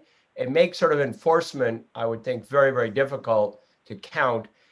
And two, they can get them out of storage. I mean, whether it's in a pickup truck or something like that. So I guess my request on just this issue would be, I would say there are 34, that means there are 34. And so I just think it makes the math a whole lot easier for anybody who is inspecting. But that's just this one comment on this issue. I'll let others go ahead. Thank you. May I? I can speak to that. I've brought this up for several years, and it's never gone anywhere before. And I think people can't understand it because it's so simple. And that's it. There are 34. It's a finite number. You only have 34. Each vendor has 34. They're numbered 1 through 5, so you know who, as has been stated, you know who rented the moped, and they only have 34 plates. They don't have 35, they don't have 36. If something happens to a moped goes down, they have to change the plate. The numbers that are on them now were not issued by anyone. The medallions are something that were a very long time ago, and they were very small, and I never thought they were of any value, honestly. Thank you, Martha. So, Ms. Noonan, can I ask you a question about your memo? She muted again. You're not muted, but I'm not getting your audio again. I'm terribly sorry. We'll give you some time. You're speaking, but I'm not hearing. Thank you, Martha. So, Ms. Noonan, can I ask you a question about your memo?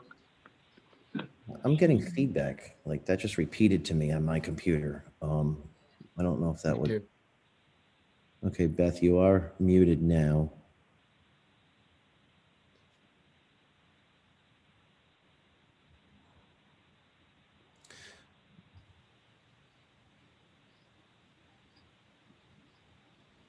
Can you hear me now?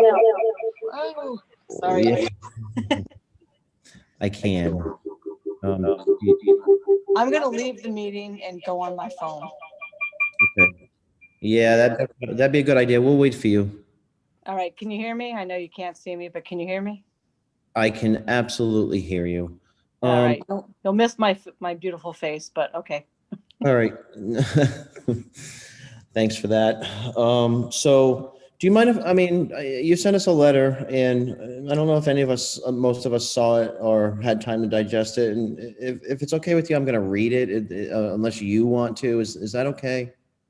It's up to you whether I can read it or for you, whatever you chose. All right, let me have a crack at it. Okay, so it says, you know, in reference to the 2021 moped issues, to whom it may concern, please be advised that this office represents Finnemore and Fisher, doing business as Island Mopeds and Miles Unlimited. I have received and reviewed the town manager's memorandum to the town council dated January 12th, 2021, which sets forth a framework for the summer of 2021, in parentheses, town memo, quotes. With respect to the moped license renewals, I want to highlight that this item was continued from last month's town council agenda and has not yet been completed. The moped license renewals need to be done prior to the commencement of the 2021 season. While my clients are not opposed to ongoing discussions with the town, it must be stated that none of the discussion points set forth in the town memo are required under existing federal and state and local law. Measures Finnemore and Hagopian remain committed to ongoing discussions with the town and strongly support the reactivation of the safety committee, which the town manager also supports. Nevertheless, the moped license renewals should be voted on prior to the discussion of the framework proposed in the town memo. As you're aware, Rhode Island General Laws 3119.3-5 limits the town's authority to adopt ordinances governing mopeds, etc., and requires that said ordinances be available in the quote, extension of settlement agreement filed in Rhode Island Civil number 95-CV-326B and NH Civil number 1:95-CV-356-JRM. Paragraph 5 allows the moped license holders to challenge the enactment of any ordinance, this is in quotes, to challenge the enactment of any ordinance which seeks to regulate rental mopeds beyond the specifically enumerated powers delegated to the town in Rhode Island General Laws 31-19.3-5, end quote. The town cannot treat moped license holders disparately, and some of the items listed in the town's memo could rise to the level of discriminatory treatment, as well as an attempt to unlawfully restrict or close the businesses of moped license holders, which could constitute a taking of their property without just compensation. For those reasons, among others, the town council should not alter the terms of the moped license, and the moped licenses should be approved without any language that exceeds the town's statutory and legal authority to regulate motorized bicycles, tricycles, and scooters. Elizabeth McDonough Noonan. Thank you. Thank you for that. So my question on that is, I guess it's two-pronged here, is that you only represent 2 of the moped operators. And I just, if it's appropriate to ask, are you, it's unclear to me in this memo if these 2 moped operators are on board with the current recommendations put forth, because of the states that, you know, that some of them may rise to the point where it's out of the agreement. So I'm just, so we're not wasting time, and to clarify for me, some of those items in there, I guess I'll just ask, and you can say if you can't answer it, I won't answer it, that are all those items in there right now okay with your clients, or does it look like you might have some issues with them? Because, and I'm only asking because there's a lot of people that are asking us to do more than this. So I'm just wondering if these items that are in the town manager's memo, which I assume you were put before you, I don't know, are okay with you. And like I said, I don't know if that's appropriate to ask right now, but I will ask. Can you hear me now? I got you. I hope you didn't. I hope you could hear everything I just said. I did, absolutely. So I apologize for my technology problems here. The point of my letter on behalf of the 2 people that I sent it on was entities, was a concern that certain regulations could be put on top of the license. So whatever my clients or any of the other moped owners who I've represented in group, as you know, have talked about, we're not trying to stop the discussions that the town manager has put forth in her memo.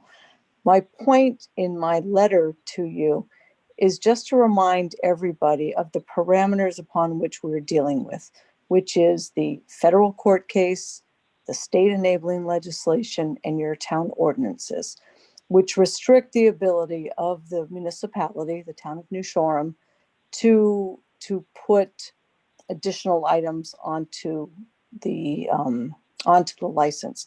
So I'm not willing right now to go through the town manager's list and tell you what do I think violates or not.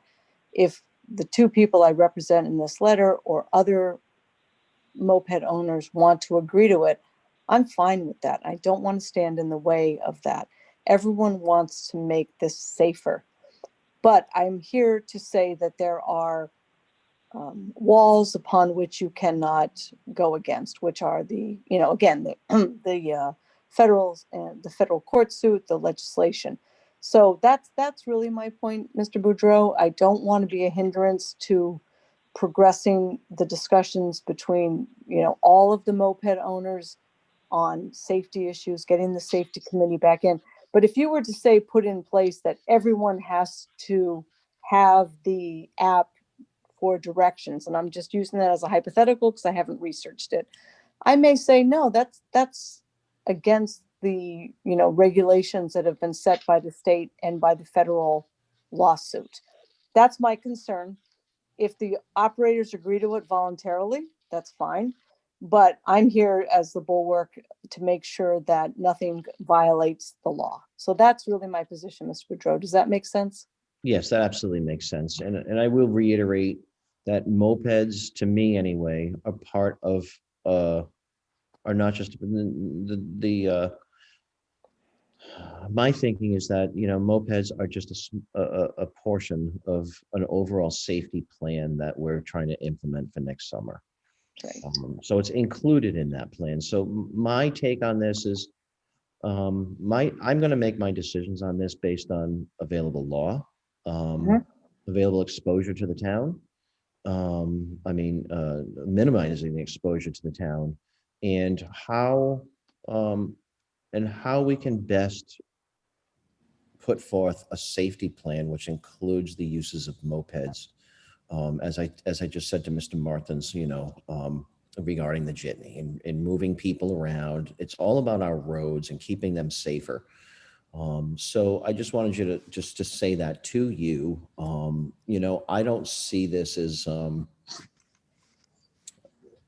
people is dealing with people and bringing personalities into this and passions that were inflamed. And I realized there were things this town could have done in the past, and we're working our way to do that. And I think a lot of people, I don't mean a lot of people, but I think, we are trying to clean up an aisle 5 of years of neglect with Weldon's Way, with safety issues. And I know that's going to take a little while. And I think, and I just want to say this publicly now, that I think any decision I make regarding this issue, not everybody's going to be happy, and I'm fine with that. But just to say like, I'm going to base my decision based on minimizing exposure to the town, but maximizing the safety of the roads, whether it be voluntary voluntary on their part. So that's where I'm coming from, and to let you know and the public know, that's what I think. I can tell you that my passions were inflamed last year on this, because I do have a kid who had just left the house when that tragic moped accident happened. And we think about children, we think of the people we love, but we also have to think of the people that come here and visit our island, and their safety. And that's pretty much where I'm at. So I appreciate you making these comments with us this evening. And I think I just want to point out that there's been a long mistrust of the moped operators in this town. And I think I said that earlier, that I'm not interested in no anymore. I'm interested in, let's sit down and talk this out. And some of these may go outside of that agreement, but would make sense for the safety of the town. So I think that's why a lot of these are going to be proposed for the overall safety.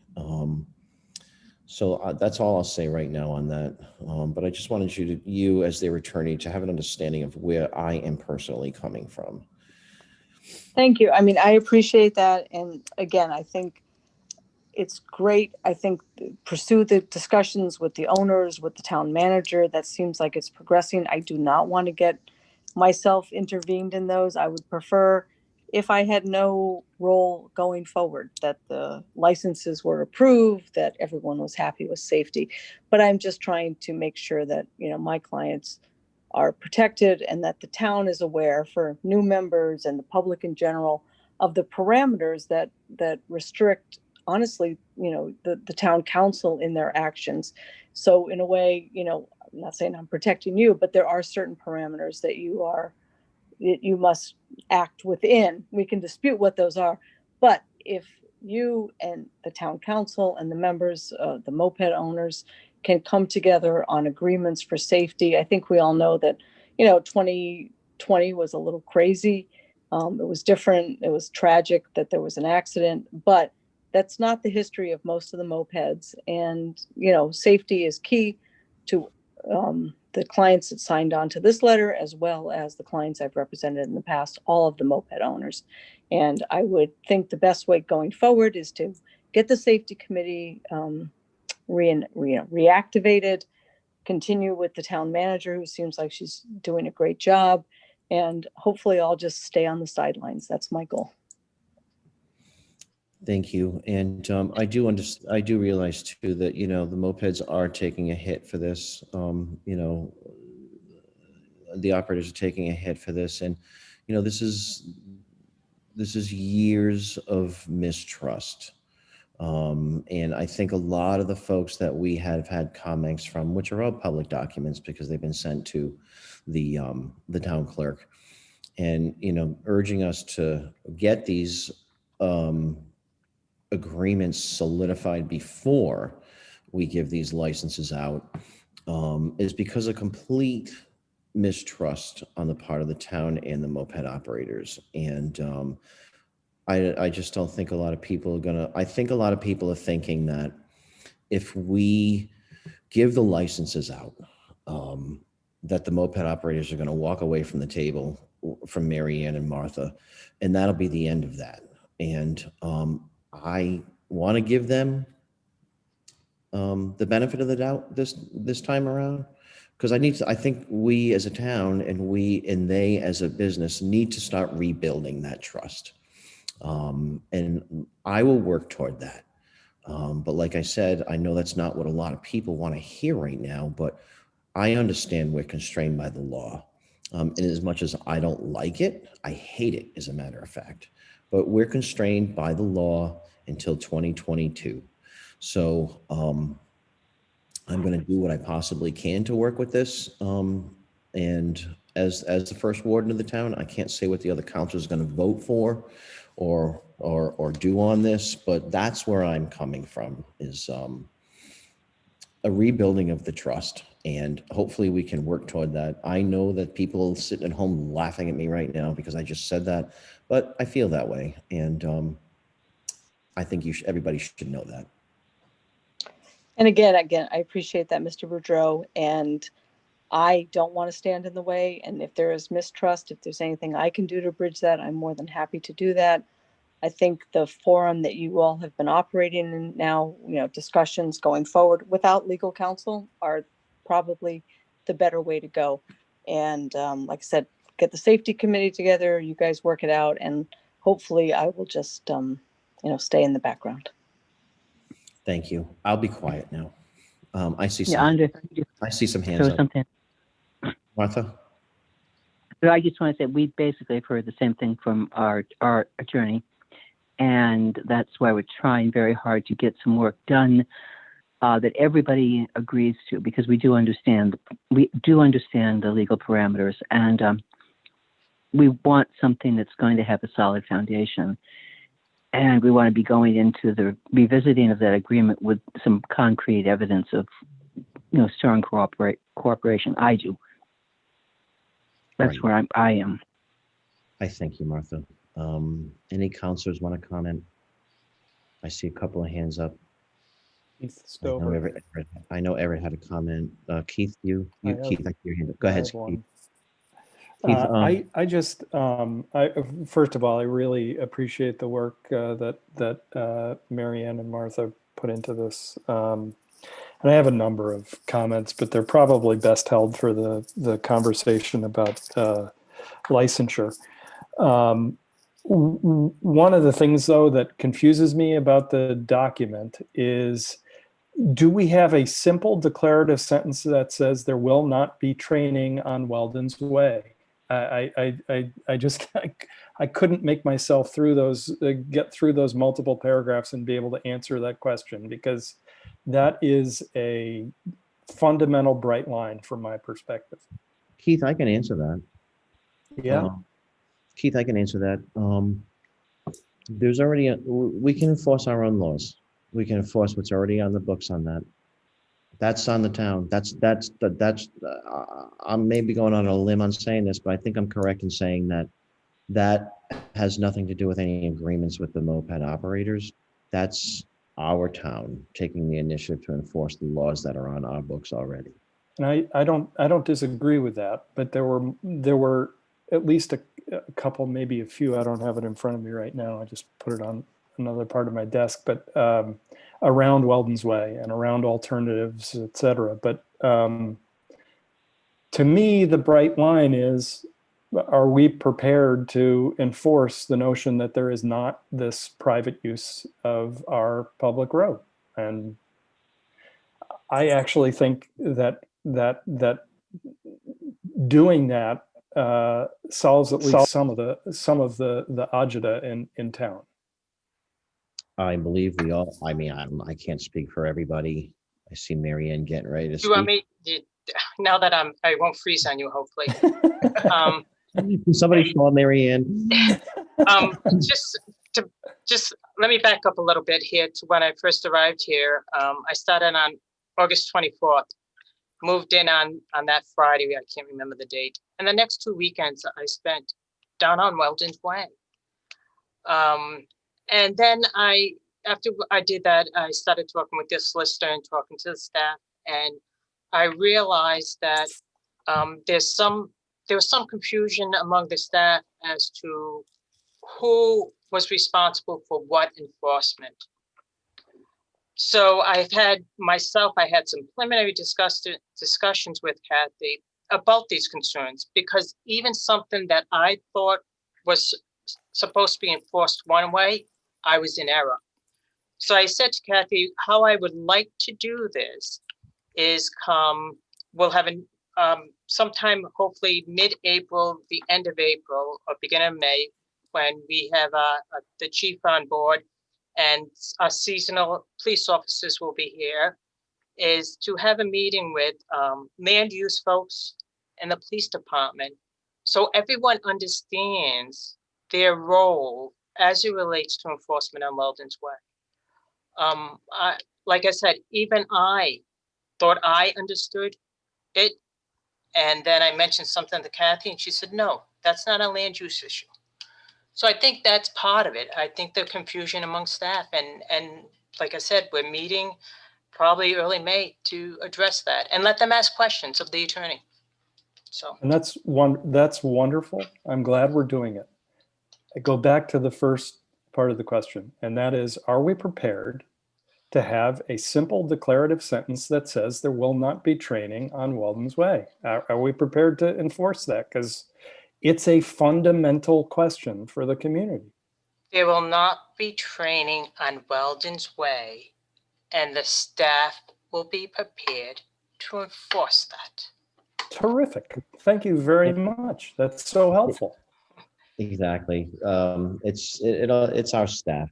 And I asked this question. The staff is wonderful. Please don't get me wrong. Oh God, I'm not trying to give anybody a hard time. It's just, to me, it's a really simple sentence and principle. You know, I mean, I understand enforcement will be complicated. All that, we've talked about this, but I just, when I didn't see that sentence, I'm kind of like, well, what are we doing here? So terrific. Thank you so much, Mary Ann, for answering that question. I appreciate it. And I'm going to go out on a limb because we're having such a frank conversation here. Ms. Noonan, you do represent Island Mopeds and Miles Unlimited, and we all know as a community that we've gotten it from the notes that we've gotten, and Miles Unlimited is Mr. Hagopian, I believe. Yes. Okay, so we all know that Mr. Finnemore has been renting Mr. Hagopian's mopeds for him, and he's been not renting mopeds according to his on his property as he was supposed to, which makes Mr. Finnemore renting 68 mopeds instead of his allowed 34. A lot of people are saying, you know, don't give those licenses back because they're in violation. Again. I will say that the town took no action on that. We never held them. We never had a show cause hearing on this. We dropped the ball on that. But I do believe, you know, and I just want to let you know that this year, when those mopeds get reinstated, they will have to stay on their own property. Mr. Finamo will have to only rent 34, and Miles Unlimited will have to rent mopeds from the property that he designated to us in his application. And I just think you should know that before we go into this. I appreciate that comment. Thanks. Video. Thank you. She's back. I am back. Yeah. Council comments. I got a couple of hands up here. Sven, go ahead, and then I'm going to let Everett go because he was on hold from last time. Oh, sorry. Real briefly, Marianne, I like the paragraph. I mean, and you'll work through all the details about independent or private training areas. And I hear the discussion, and I heard the discussion about enforcement. I guess my question to you is, as you working with the moped operators, if let's just say the knoll behind the Moped Man shop there is landscaped, they can do a little training there. Did they agree, or can we gain alignment that if there's people waiting, that they'll just wait for training versus trying to go somewhere else? So I guess my point being that if there's a designated training area that is on their land, that is where people are trained. And if that means that future, the next renter has to wait 10 minutes until that training's finished, they don't go somewhere else. Because I worry that suddenly if there's a line, they may suddenly start training in other locations. Is that something that's within the realm, Marianne? I think so, but I'm not sure I follow what you're asking and what you're stating. So in other words, you have designated, or they have designated areas of training behind the Seacrest or in that hill that's going to be landscaped. I love that, and I like the ownership. What I just want to clarify is that is where the only training will take place, versus I've got 6 people in a line. Everybody's, trying to get out of here. It's congested in renters. So we'll just have them train, quote unquote, somewhere else, which could be, and I'm trying to do this prior to enforcement. I'm trying to gain an agreement, personal agreement, that's where the training will take place. That's where they advised me they will be doing their training. The training will not be done in Weldon's Way. Okay. Or anywhere else. Okay. Great. Thank you.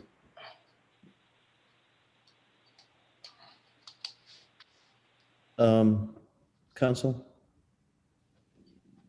Okay, Everett Shorey, I put you off about an hour ago. I'll let you roll.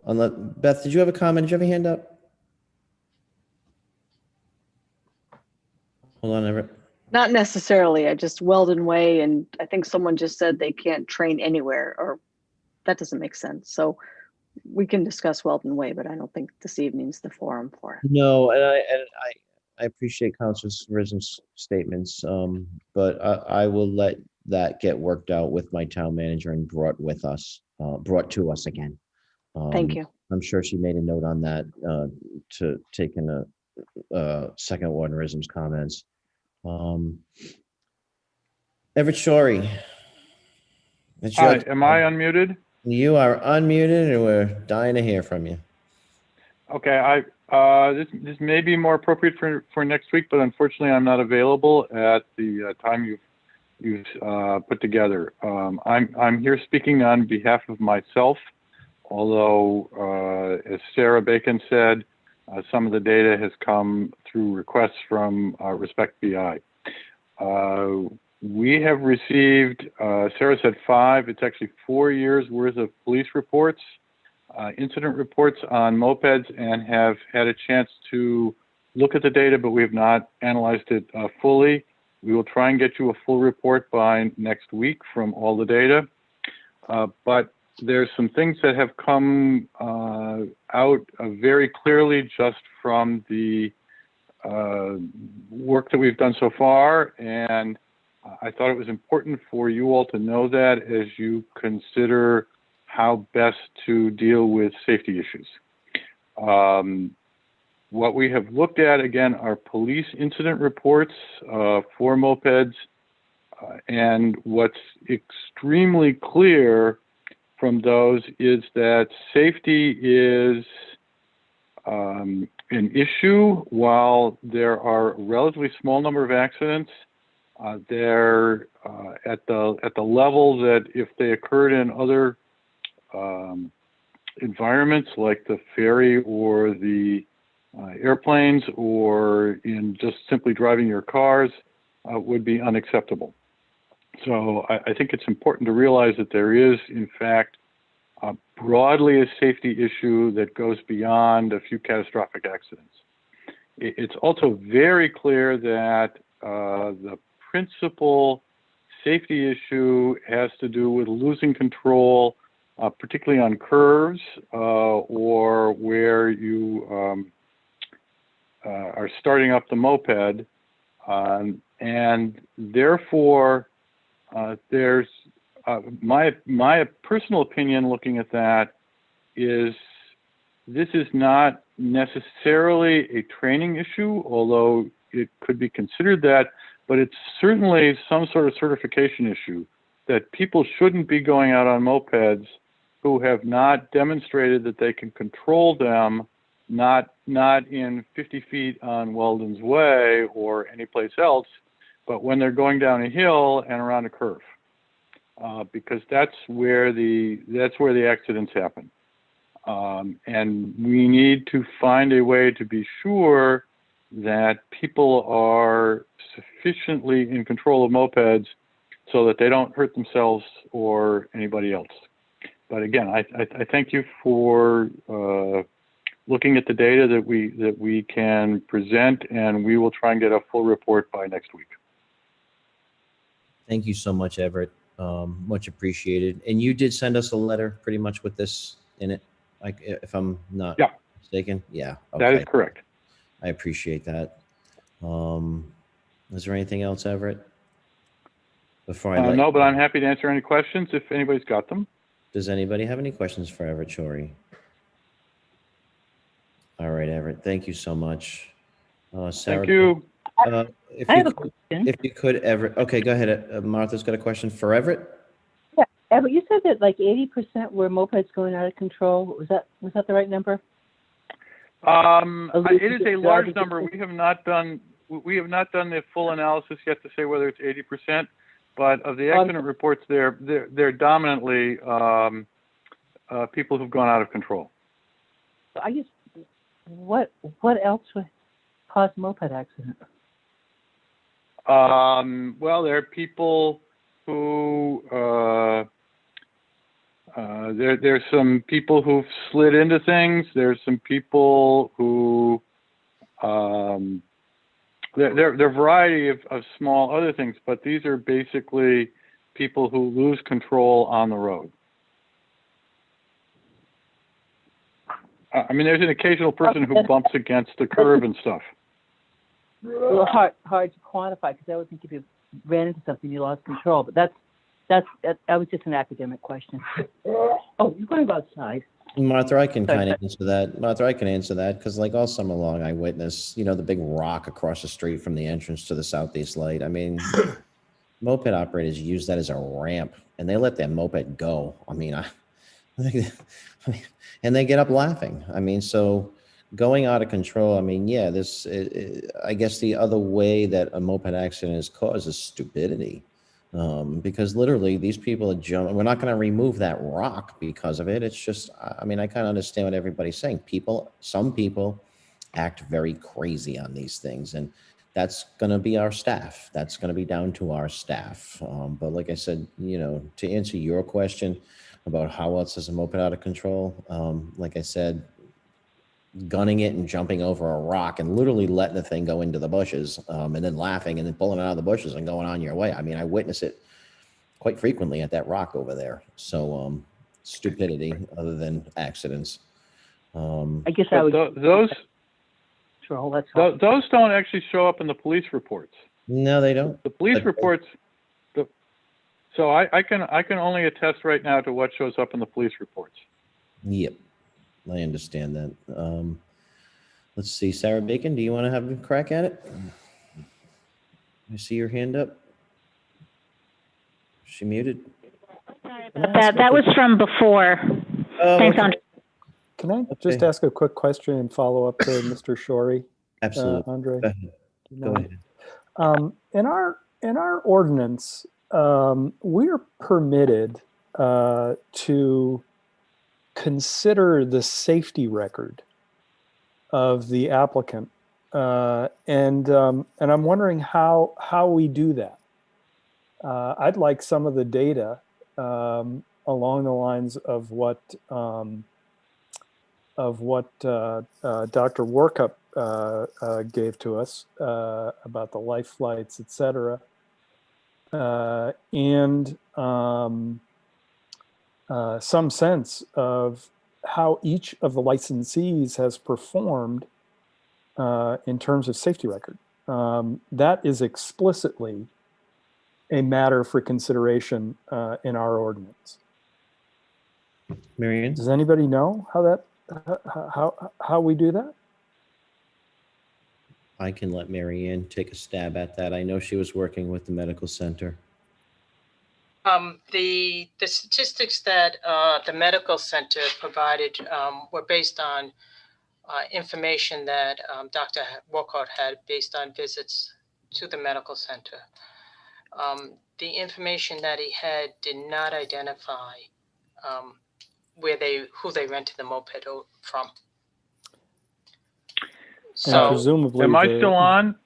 Yeah.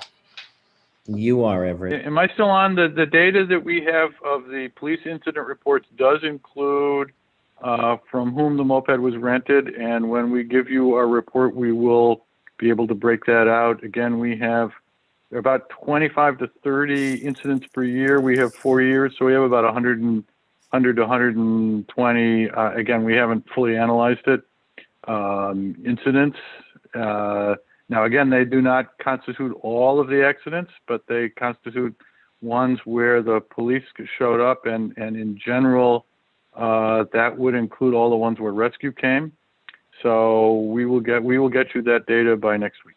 I'd really appreciate it because, as I say, the ordinance says that we have the authority to review and contemplate before the issuance of licenses the safety record of persons renting mopeds, tripeds, or motor scooters from the applicant.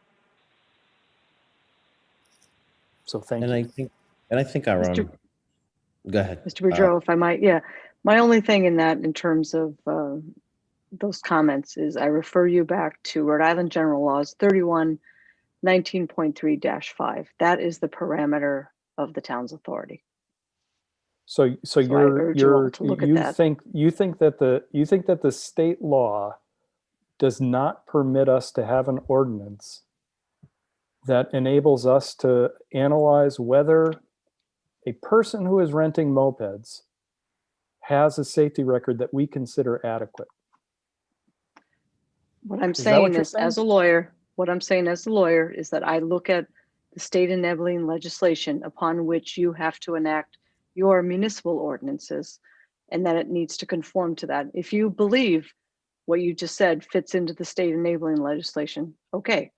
I happen to. I don't know exactly but what you've contemplated, but I'm not trying to pick a fight. I'm just telling you the parameters that I'm dealing with, which are the state law at this point, along with the federal litigation. Well, okay, that's fine. I mean, like I said, again, I'm not trying to pick a fight. I'm just saying. Look, well, sort of. I get it. We all do our jobs. Take a look at the state enabling. Yeah, I guess we do. And you're if doing it's within your that, thing. if it's within that, then fine. Thank you. I would maintain that we have an existing ordinance that has been around a long time where we can and should analyze the safety records of people who are renting mopeds. Thanks. Thank you, Keith. I saw a bunch of hands disappear all at once. I'm just wondering, does anybody else have any comments on this? All right. 401-742-5502. Please identify yourself and let us know your thoughts. 742-5502. Hi, can you hear me? I can. Hi, this Who is am I Thea talking- Manje. Thea, thanks for calling tonight. Hi, everyone. Yeah, I just wanted to say that, you know, I'm really happy to see that reforms are being discussed, but, you know, I'm concerned that the group discussing these reforms, as mentioned in the town manager's memo to the town council, are maybe not representative of the community as a whole. And I'd like to see really more individuals be brought into that conversation. And, you know, I'm happy to see that Dr. Warkup is involved, but, you know, like, what about more EMTs, the bar owners who are going to be responsible for regulating the wristbands, other business owners and community members who are, you know, implicated by mopeds. It seems to be a 50-50 discussion with, you know, moped operators and town officials, but it's worth remembering that, you know, this is a very small group of people who have nurtured an industry whose business practices have created a multitude of traffic and safety issues island-wide in every corner of our community. And, you know, I'm no expert in regulation at all, but I can see many gray areas in the text that allows for misconduct as it pertains to, you know, the current reform items. So, you know, like, while the discussion about moving training off Weldon's Way is a big traffic win, and I don't really think it speaks at all to the quality of training, which is really the piece of the puzzle that impacts how successful we are at harm reduction. So I think a large percentage of the community feels really, I mean, for lack of a better term, held hostage by a very small group of business owners. So this discussion with half moped operators, half, you know, town officials, I think needs to be expanded to have a more holistic representation of who we are as a community. And I think that if you do that, you'll get a set of new reform items that you know, everyone, the community agrees with. And right now, I think that there's a lot of pushback because those reform items maybe haven't been seen by the right number of people. And, you know, I'm so grateful that we have a new town manager who's really taking the bull by the horns on this. But I think that we need to get more people into the conversation. That's all. Thank you, Thea. Appreciate that. And I'd like to add to that, like, on top of all that, I think everybody just needs to be reminded that we have parameters that we can work into. And I think that certainly we want to have as much input as we can, but we can't force these operators right now to agree to anything outside of those parameters. And that's what I was talking about earlier about the trust factor. That is a large community discussion that I'm hoping will take place. I mean, this is what we're discussing right now is taking place and will be recorded and it won't be forgotten. But I think that is a larger community discussion to bring up. It certainly can be brought up now, but I think any action without getting us sued and having to actually, you know, maybe lose and then pay court fees to everybody would be brought to bear when this consent agreement is over in 2022, when we renegotiate that. So I appreciate those comments. And I think, you know, I think this also would go to, you know, what Brad was saying about the taxis. Everybody who has any input on this, whether you're asked to participate or not, we operate in a public meeting environment where everybody has input. I don't know if we would solicit them to have comments, because I think I think everybody knows we're talking about this now because it is such an issue on the island, and it has been since the 80s. You know, I think that's just, I mean, that's my input on that. You know, the larger discussion, we're talking about moped reform for this summer and overall safety on our roads. And I don't think we're going to get everything we want. Unfortunately, that's just the reality until we can negotiate in 2022. And I just want everybody to remember that. I just want to follow up because I think Thea makes a great point, and it's part of the reason that I think we need to be looking at the ordinance within the parameters, as the counselor points out, because I do think that is a fertile ground for a lot of the things that Thea and others have been talking about. Thank you. Thank you, Keith.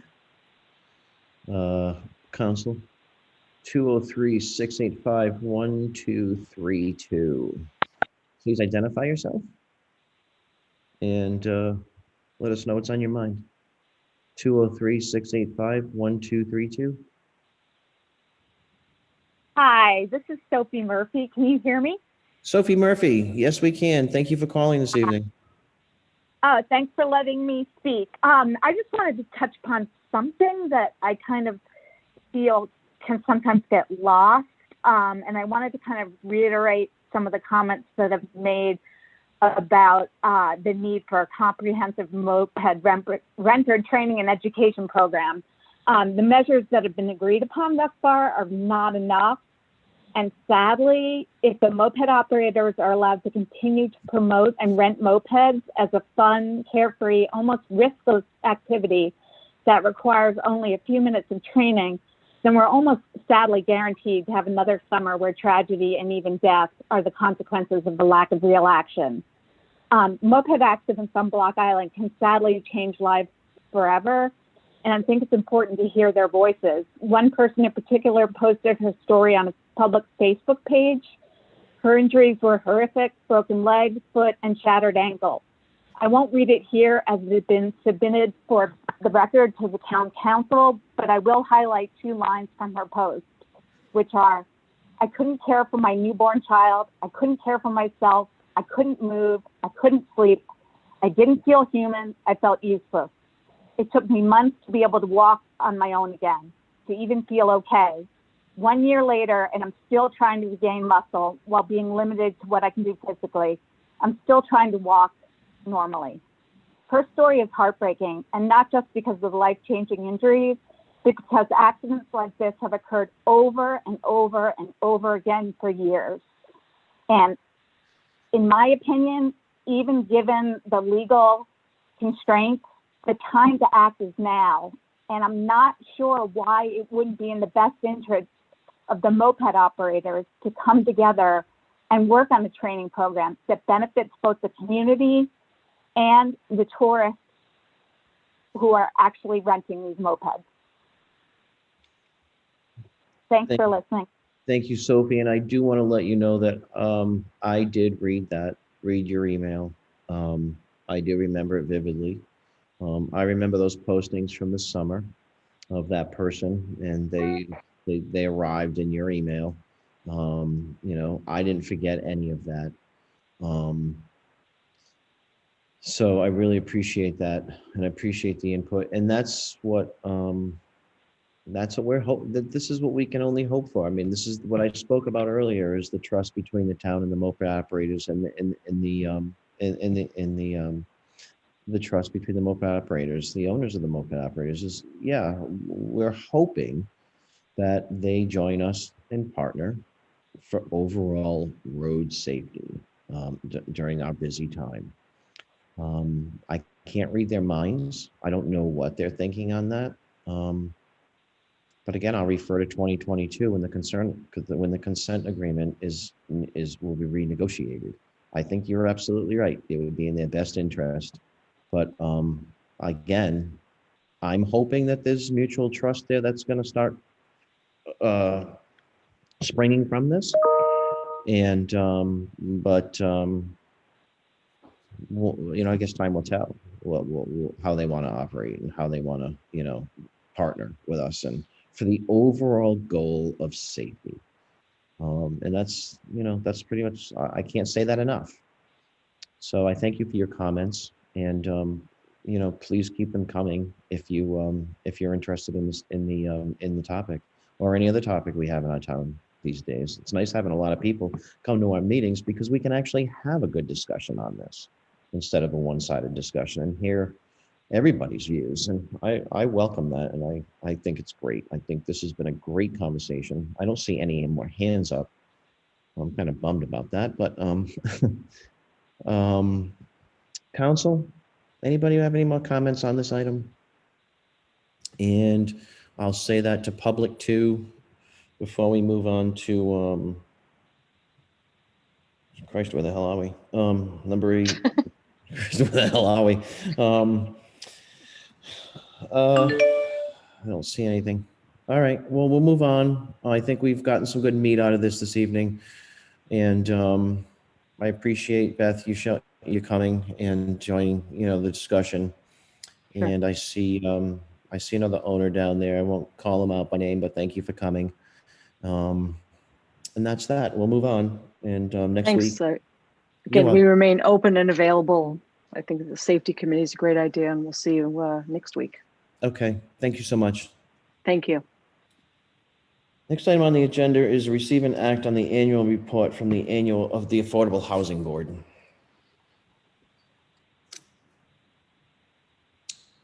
Mary Ann's muted. This is before you this evening. They had submitted it, and it's my understanding that this is an annual report that they submit to you folks.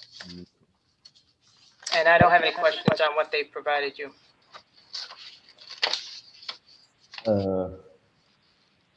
Anybody have any comments on the document?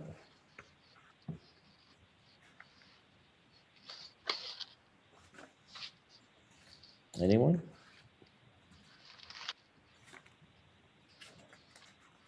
I'm not trying to fake anything here. I'm actually looking for the report. So give me a second. I see a hand up. 860. Hold on, we may have missed someone. 860 799-0871. I don't want to. And you're on mute. 860-799-0871. Hey, okay, we got you. You're unmuted. Could you please identify yourself? And Yeah, hi, Andre. It's Sarah Bacon. Sorry, I got cut off a sec, but I did have one last question. Is that okay? Yeah, no. Go ahead. I want to get everybody, Okay.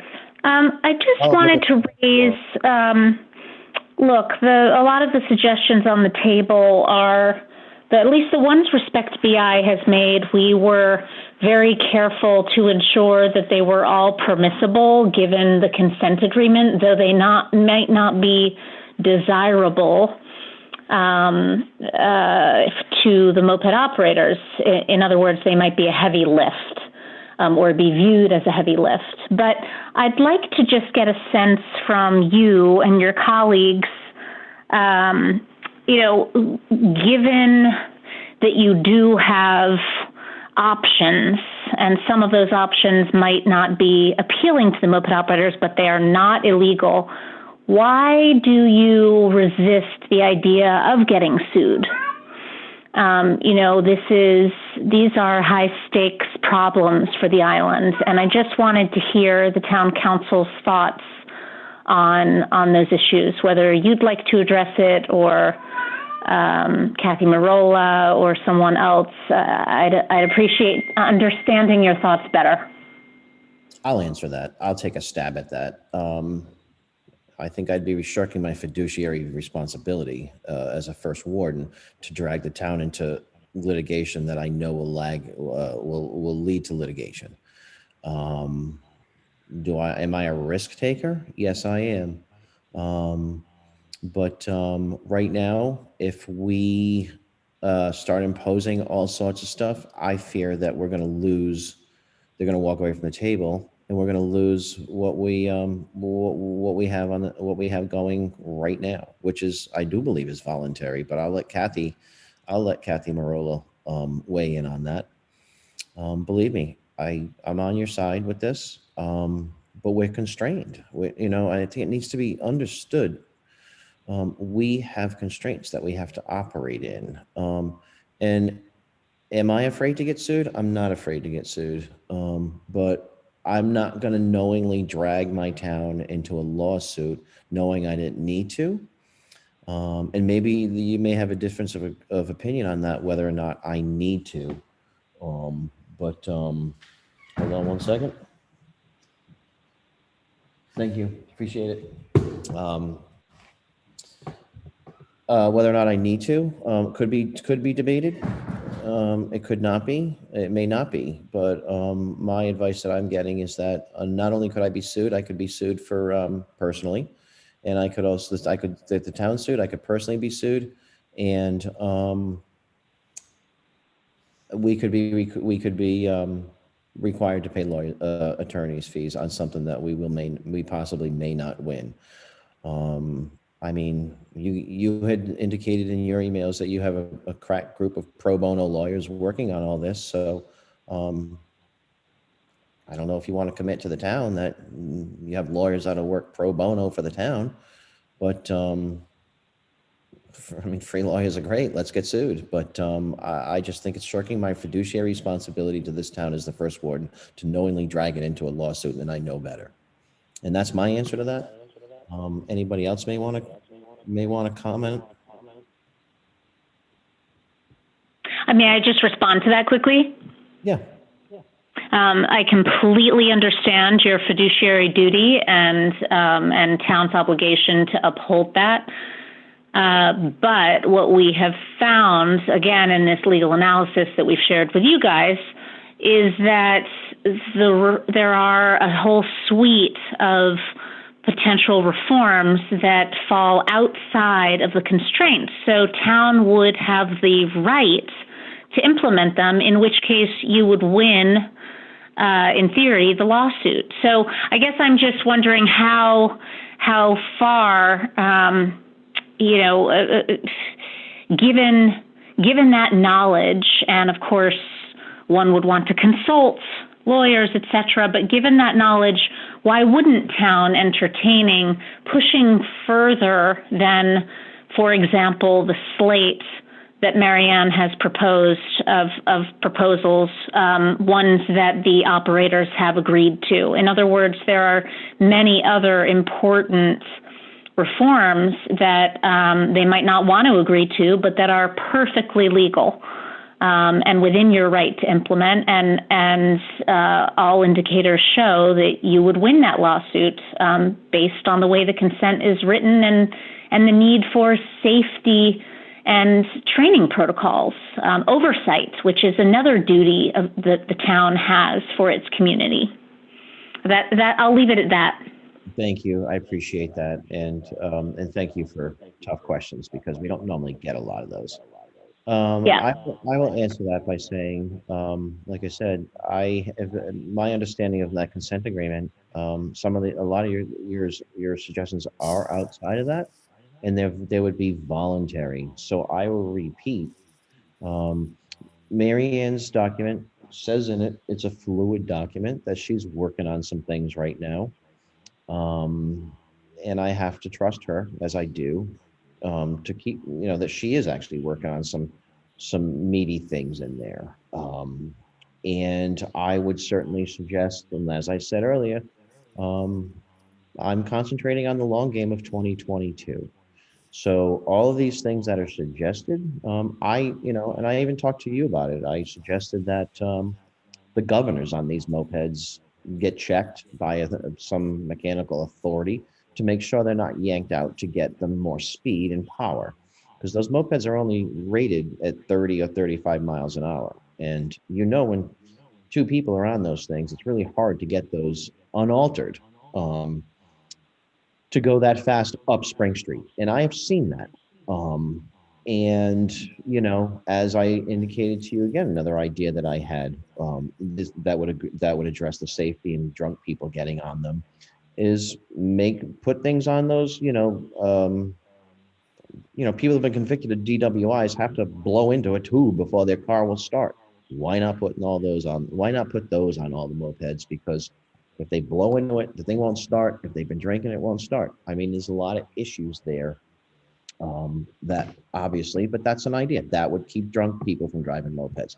This would keep the speed down on the mopeds. These are all ideas, and I'm hoping that these moped operators are also, and we've lost Beth Noonan, so I don't really want to, I'd really like her to be in on this conversation after you tuned in, brought this to us, but she's left. And my eyes on 2022. And I do think, and I think your group is focusing on mopeds, while we're focusing, me personally, are focusing on an overall safety plan in this town. And I think, the Weldon's Way is not part of a consent agreement. It's like was stated earlier, it's our staff. Our staff will be working to keep Weldon's Way clear and these private businesses from operating. That's not anything in a consent agreement, that's the town. And as I said, I regret not bringing those two operators to a show cause hearing, but we can't do anything about that now until we actually have a show cause hearing about who's renting where and on what property and whatnot. I did bring that up, that, hey, we could take 68 mopeds off the road tomorrow by just enforcing the site plan, but we never brought them to a show cause hearing, and we would lose that, and we would be sued for recovering attorney's fees. So we're moving forward, I think, in a whole new way, but it's going to take time. And I know people want instant gratification right now. And I'm not speaking for the council on this. I'm speaking to where I'm coming from because you asked me. Keith has suggested an ordinance, looking at our ordinances. I mean, I got to look into that tonight. I mean, sometime this week. I didn't have a chance. I got his email earlier. Maybe we can work on that way. But right now, I'm operating in the parameters that I have without exposing my town. And extending, I guess, a little bit of an olive branch to these people who own these moped operators, because like I said, I am not really interested in, we didn't take action. The town hasn't. The town has let this go for years. It's our fault. It rests with the authority in this town. And we on this council, I don't think any of us have any desire to continue that, but change is going to take a little bit of time.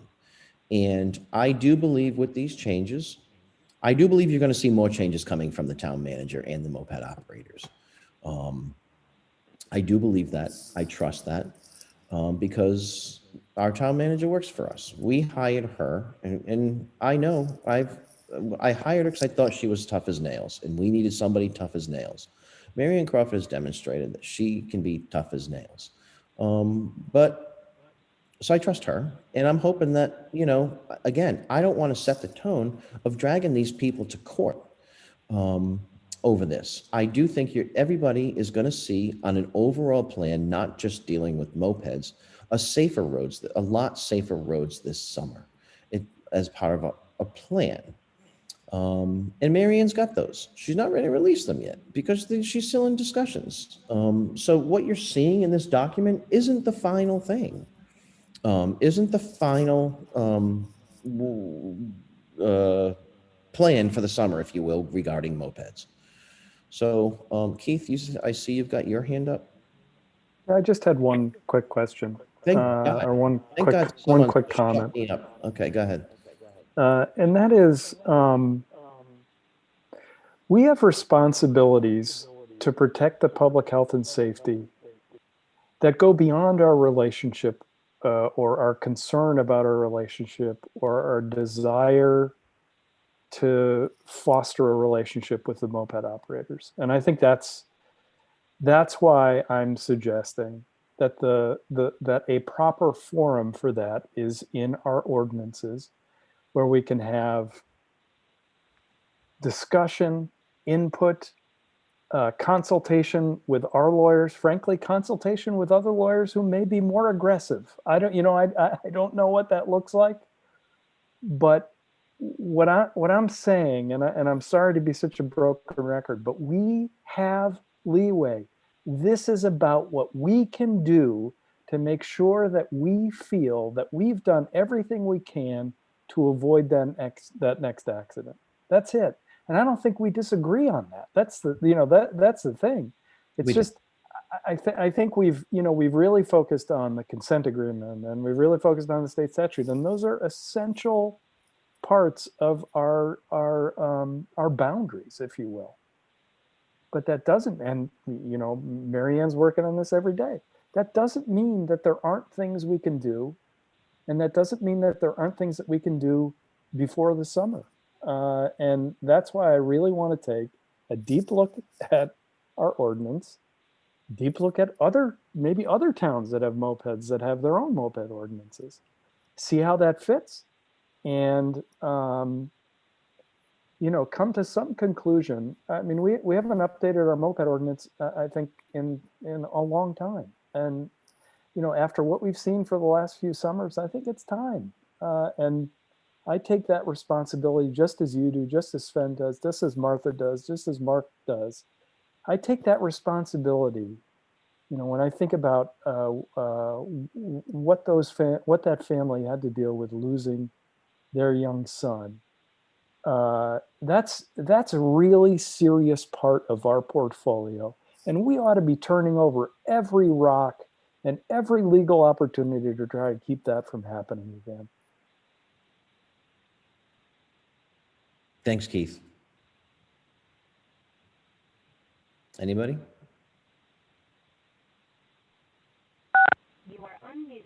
Hey, Andre. Go ahead, Sarah.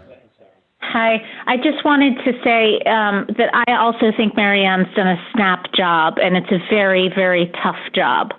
And she's looking into the complexity of this issue as a whole, and that from the perspective of Respect BI, we're thrilled that you're looking at congestion and trolleys and looking at it holistically. From, you know, we had to start somewhere. So yes, we have been laser focused on mopeds because last summer they posed really an existential threat. And so we'll continue to focus on those in the short term. But we're really glad to hear that you're looking into trolleys and ways to address congestion and all aspects of safety on the roadway. So thank you for that, and thank you, Marianne, for pushing this forward. And that's the last thing I'll say, I promise. It's appreciated, but I must, you know, just let me reiterate. Our roads are going to be safer next summer, and we're doing whatever we possibly can right now. Do I think there should be mopeds on Block Island? If I could ban them tomorrow, if I could ban them in next week, yeah, I would. I absolutely would. That, you know, for all the reasons that everybody hates mopeds. And I'll leave it at that. I mean, I don't want you to think that like I like these things and, you know, I think they should be part of our community. It was a huge mistake even, you know, but years and years of litigation went by on that.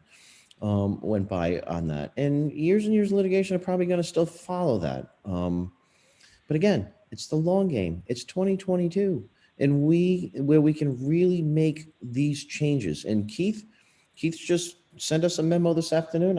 He's been bringing it up all night. Of course, we'll investigate that. We're going to look into that. You know, I don't really know what it is, but we're going to look into it and we'll discuss it. And if there's any other avenues out there, we'll uncover those stones. But that's what I'll say on that. Councilors, I want to know if anybody else has any comments on this, because I really want Kathy Marola to reiterate the constraints again. Actually, can Go ahead. I say one thing, Andre? Go Yeah, ahead. real quickly.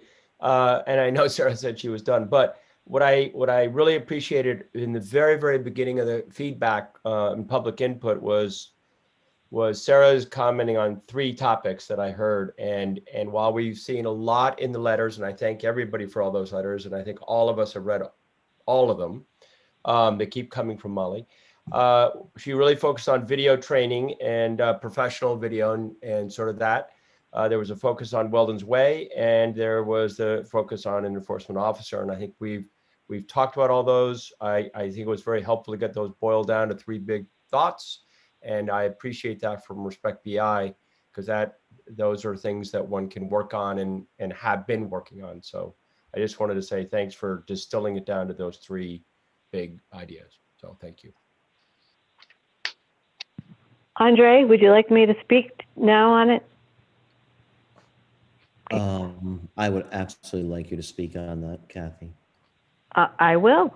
The ability to regulate mopeds was given by the legislature many years ago to Block Island. We are limited in what we can do by the statutes that give us that power, by the case law that has interpreted those statutes, by the federal consent agreement from many years ago as amended, and by the case law in the courts, which basically outline what our limitations are. That does not mean, however, that we cannot add new limitations. It's just that I need to review each proposed limitation on a case-by-case basis to determine whether or not it's permissible under the current statutory scheme and the case law that's interpreting it. So what I'm saying is there are certain things that we can do and certain things we can't do. So if they're proposed ordinances, I will certainly review them and provide a legal opinion on that based on what's the law that presently exists. Thank you, Kathy. Anybody else have any comments on what Kathy has said, or? I'd like to say something. Of course. I was waiting, Martha. Go ahead. Well, I mean, I feel like I've said this enough times that I can't believe there's anybody that hasn't heard it. Martha, I just think they're not listening, that's all, and that's okay. I know. So keep I know. saying. I mean, I was the most sued Merlin O'Keefe was our town solicitor. He came back from the courthouse and called me and said, "You're the most sued person in Washington County." And this was back in the zoning days when we were getting sued for everything. And a lot of those things were moped related. I'm not worried about being sued. I'm concerned about being sued. I'm concerned about results. Going to court for the sake of going to court and pounding our chests and saying we're righteous is, it's a feel-good thing. I want to accomplish something. And I do not, all due respect to whomever these lawyers are, been there before, done that. We have town attorneys, and I'm just not prepared to simply take the word of a group of people who are very passionate and very focused to the point of, I know I have grand mal epilepsy, and it wasn't from falling off a moped. I can tell you that right now. It was a bicycle.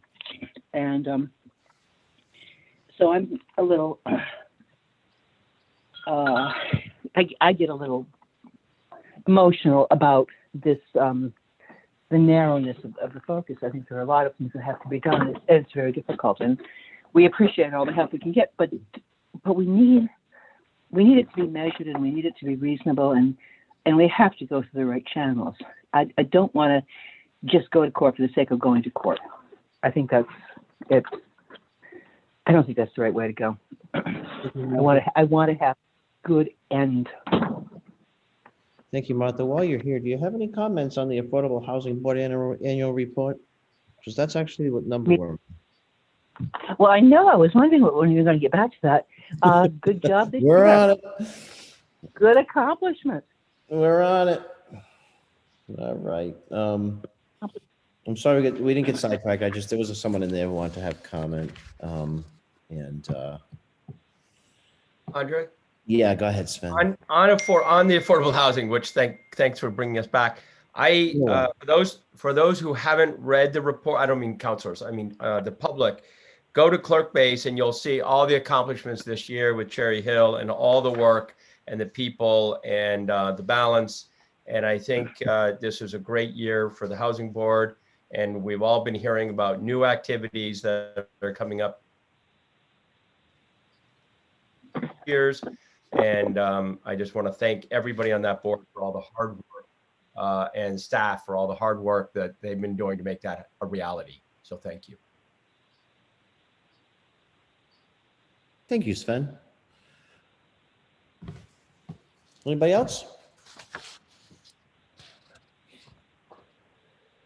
It's unfortunate that Herman Mast left. I mean, he was such a another asset to that group. I hope his wife is doing okay.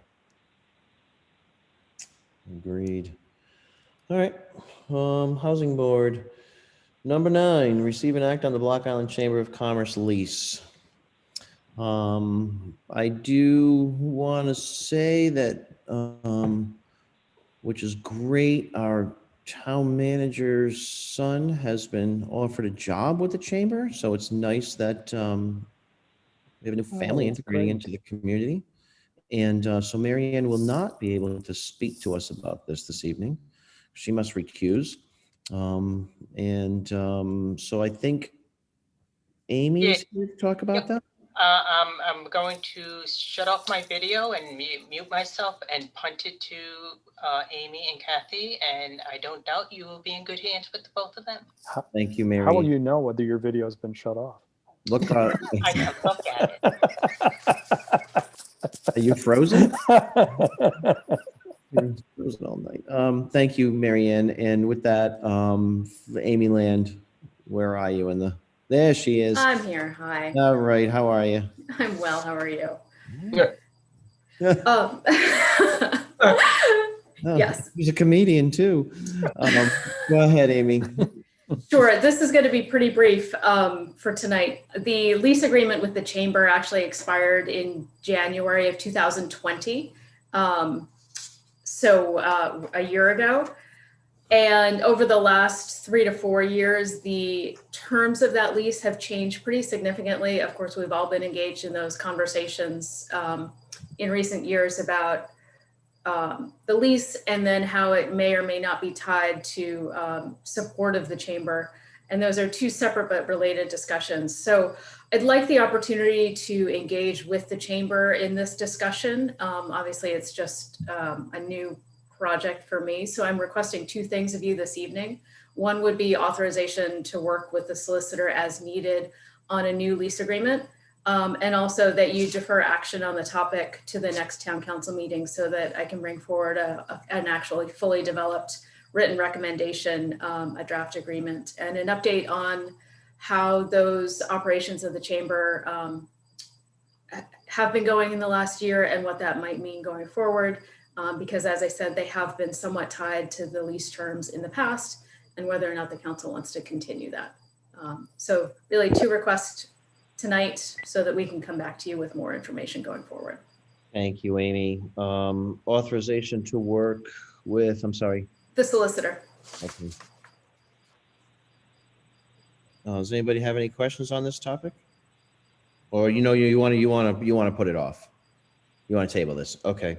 So I'll make a motion to authorize Amy Land, our finance director, to work with our solicitor, Kathy Marola, to produce a lease for the building of which the Chamber of Commerce operates. Is that okay? That's okay. We can work with that. We'll come back to you with some recommendations. Okay, thank you. Is there a second on that? Second. Seconded by Sven. All those in favor? Oh, Kathy Merle lit up. Kathy, do you have any? Some motions made and seconded. I see Kathy Merle's Hollywood Square is lit up. Kathy, do you have any comment on this? I don't know how my square got lit up.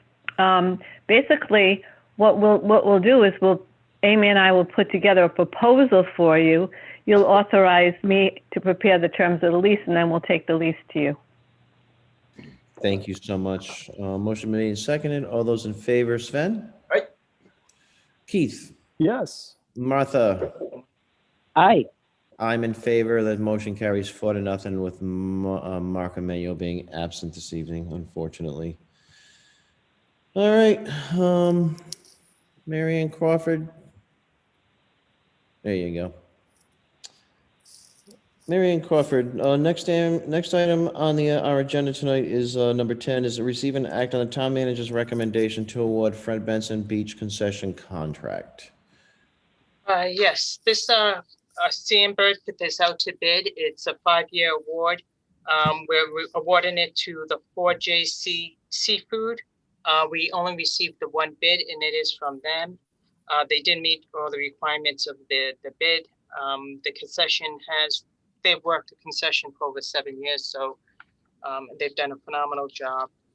So we're recommending that this bid be awarded this evening. I thank you for that. Was that actual, okay, I'll make a motion to accept the recommendation of our town manager, Marianne Crawford, to award the Fred Benson Beach concession to 4J Seafood, doing business as Rebecca's Seafood. Do I have a second? Second? Seconded by Sven. All those in favor, Martha? Aye. Keith? Yes. Martha, your dog's in favor too. Sven? All those in She favor? likes fish and chips. Sven? Yes. And I approve. Motion carries 4-0. I wish them luck. They do a great job. And okay. Receive and act on the town manager's recommendation to award a mooring maintenance contract. I can say that there were 2 bidders on that, Big Bear Marine and Edwards Marine. I have done business with both of them in the past, and I currently intend on continuing to do business with Edwards Marine. So I'm going to recuse on this discussion. I'm sorry. So Sven, can you take this over? I can and will, but Andre, I'm also having huge internet problems. So if I do go silent, Martha, you may need to take over, or Keith. I actually have a question. I had someone call me about this issue this afternoon, who inquired about something that I had never even contemplated, and that is that I worked for the Harbors Department this summer, no longer do, have no interest one way or the other in this contract, but the person inquired as to whether I was going to be recusing, and my opinion was no, but I'm new to this. I have no stake in this, and frankly can't work for Harbors again while I'm on the town council, so I feel comfortable voting, but I just wanted to put that out there. It was a new question to me. Well, if I could comment, Please, Andre? Kathy, I'd appreciate it. Yeah, the decision on whether to recuse is up to each individual council member based on the council member's knowledge of their personal situation. I would say, however, that when you are contemplating your situation, that whether or not you have a financial relationship with one of these entities, whether or not you are related to an owner or operator of one of these entities, are probably the primary concerns. Yes. And I'm not hearing anything that's giving me any concern. Thank you. Regarding that was kind of, I actually was scrambling through the ethics code before the meeting because I just, I didn't want to make a mistake. And I thank you for that, Kathy. I feel very comfortable continuing to sit. Thank you. Okay, since Andre is recused, so the position before us is, as Andre read, the town has advertised bids for installation, maintenance, or repair, which are open on November 16th. 2 bids received. Harbor Master McConneville and Facilities Manager Bird reviewed them. It's their recommendation, and Marianne, in her note to all of us, recommends the town council award the contract to Big Bear Marine for 3 years. Big Bear Marine has held the contract for the past 3 years. Marianne, any other comments or thoughts? Nope, that's pretty much what the memo says at this point, and it's the recommendation of 2 staff, to myself, to the council. Thank you for that great note. Thank you. Keith or Martha, any questions? I do not. I don't have anything. Okay. I have a question. Yep. Thank you. I was about to go to public. Chris Willie, and then there's one other one. Chris Willie, go ahead. can you, historically, when bids are awarded, the high bidder and the low bidder are announced, as well as the bid award. Can that be done, please? I'll turn that to Mary Ann. Sure, I'll be happy to do that. Edwards Marine was 52,000. Big Bear was 70,000. And the bid award is 70,000. It's a 3-year award. It's $70,000 each year.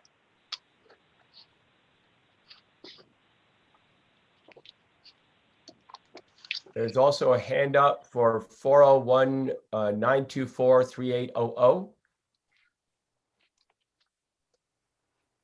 Can you please unmute yourself?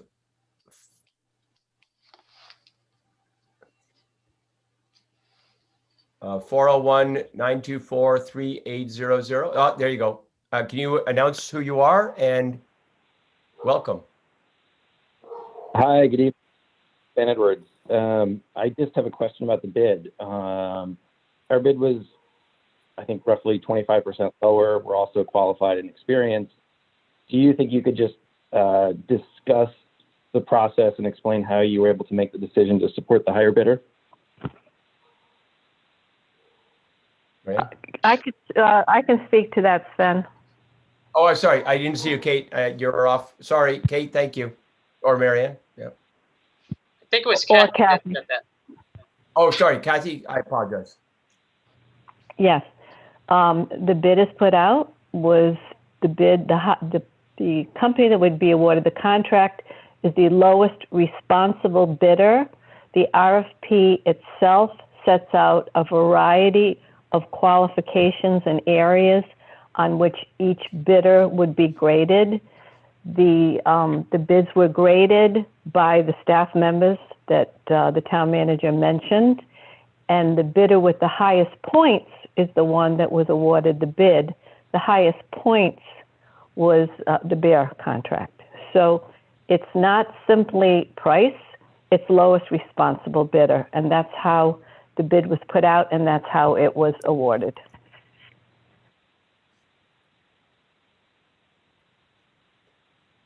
Ben, you still have your hand up. Did you want to make a comment? No, I just wanted to hear that. Thank you. Thank you. Chris Willie, you have a hand up? Yeah, I do. Two things, or actually a few things. I find it suspect that the same two bidders bidded 3 years ago, the same exact price. Edwards Marine was thrown out as not meeting the scope of the bid. None of the questions that Edwards Marine had were answered by the council or by legal to this day. This is a 25% savings to the town. Edwards Marine has 30 years experience in the business. Now, full disclosure, I've worked for Edwards Marine. I've also worked for Block Island Marine, and I've also worked for Old Port Marine. All of those companies are in the marina in the mooring business. So over the next 3 years, the town could save $50,000.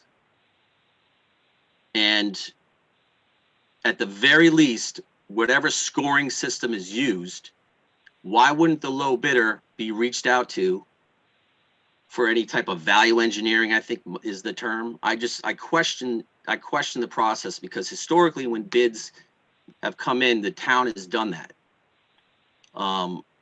And $50,000 over the next 3 years is $50,000. And when I look at a company that has no experience in the mooring business get the award, he had zero experience. Big Bear had no experience when they got the bid last time, next to a company that had 30 years experience. It's questionable at the very least. At the very least. And when you're talking about taxpayer dollars, there should be a lot of questions. So before this town council awards the bid, I think they ought to look at whatever the staff did and look at the point system that Marola is referring to. And at the very least, see if Big Bear can do it at 53 and then award it to him. But $18,000, $17,000 a year difference, you know, you talk about responsible bidder. I think someone that's done it for 30 years put in a responsible bid. You can't argue that. I just find it all suspect. Thank you, Chris. I apologize if my internet's in and out a little bit. There's 466-2265 as their handout. Hello? Thanks, Ben. It's Chris Reeves. Go ahead. Thank you for Air Marine. When I was awarded this bid, I mean, the last time, I mean, my experience is far surpassed what Edwards Marines had.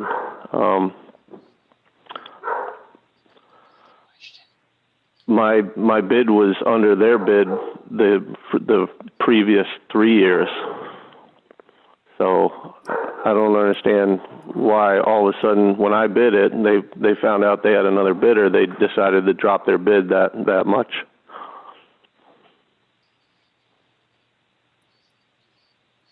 Okay, They call it Marianne. competition. Marianne, or any comment? No, I don't have any comment. Okay. Chris, your hand is still up.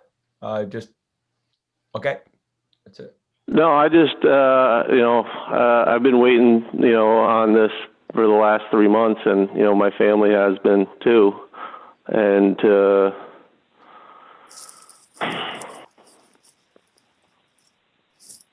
I've had this, the town, I feel like the town came to me for this bid. So that's why I feel like I'm appropriate for the bid or to be awarded the bid. Okay, thank you. Go. Lastly, Chris Willie, last one, and then we'll take a vote. Well, I think Chris Reeves' explanation right there that the town came to him needs explanation. And that's why I think this should be tabled. That's a very damning comment. The town came to him, and that's why he should be awarded the bid. So that adds further question to the actual bid process. So I think it should be tabled until there's further investigation. That's all. Thank you, Chris. Keith Stover, Martha, any questions, comments?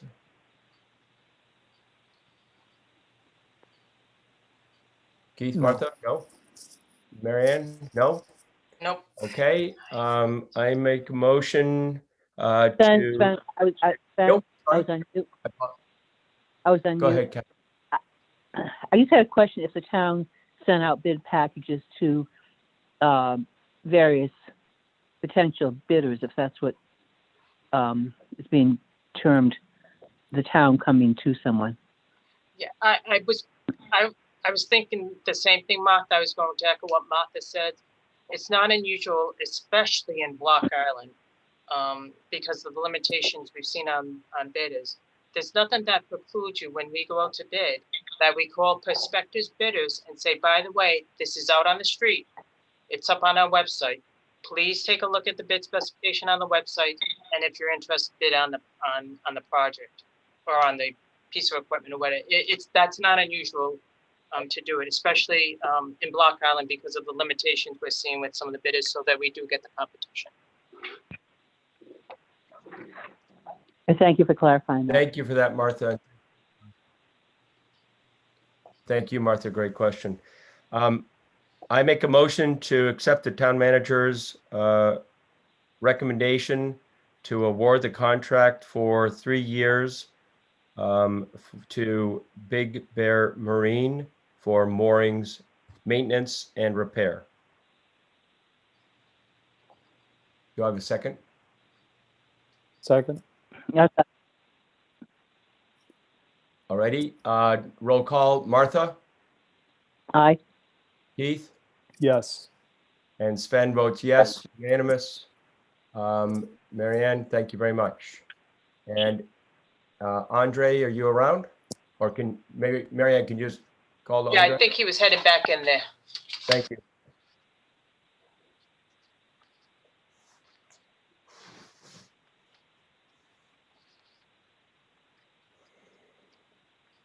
We good? Thank you, Andre. Thank you. All right. And Andre, just so you know, my video's off because the internet's so bad, so I'm trying to save bandwidth. Okay, thank you. Thanks for, I see your Hollywood square is green.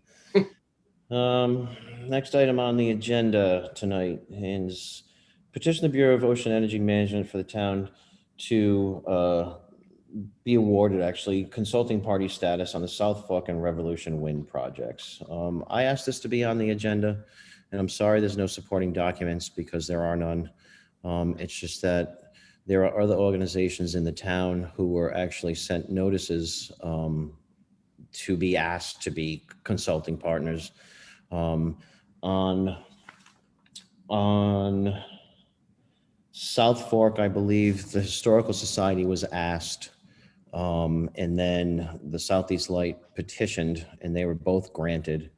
And on the Revolution Wind, I believe the consulting parties on that for the town are the Tourism Council and the Historical Society, as well as the Southeast Light.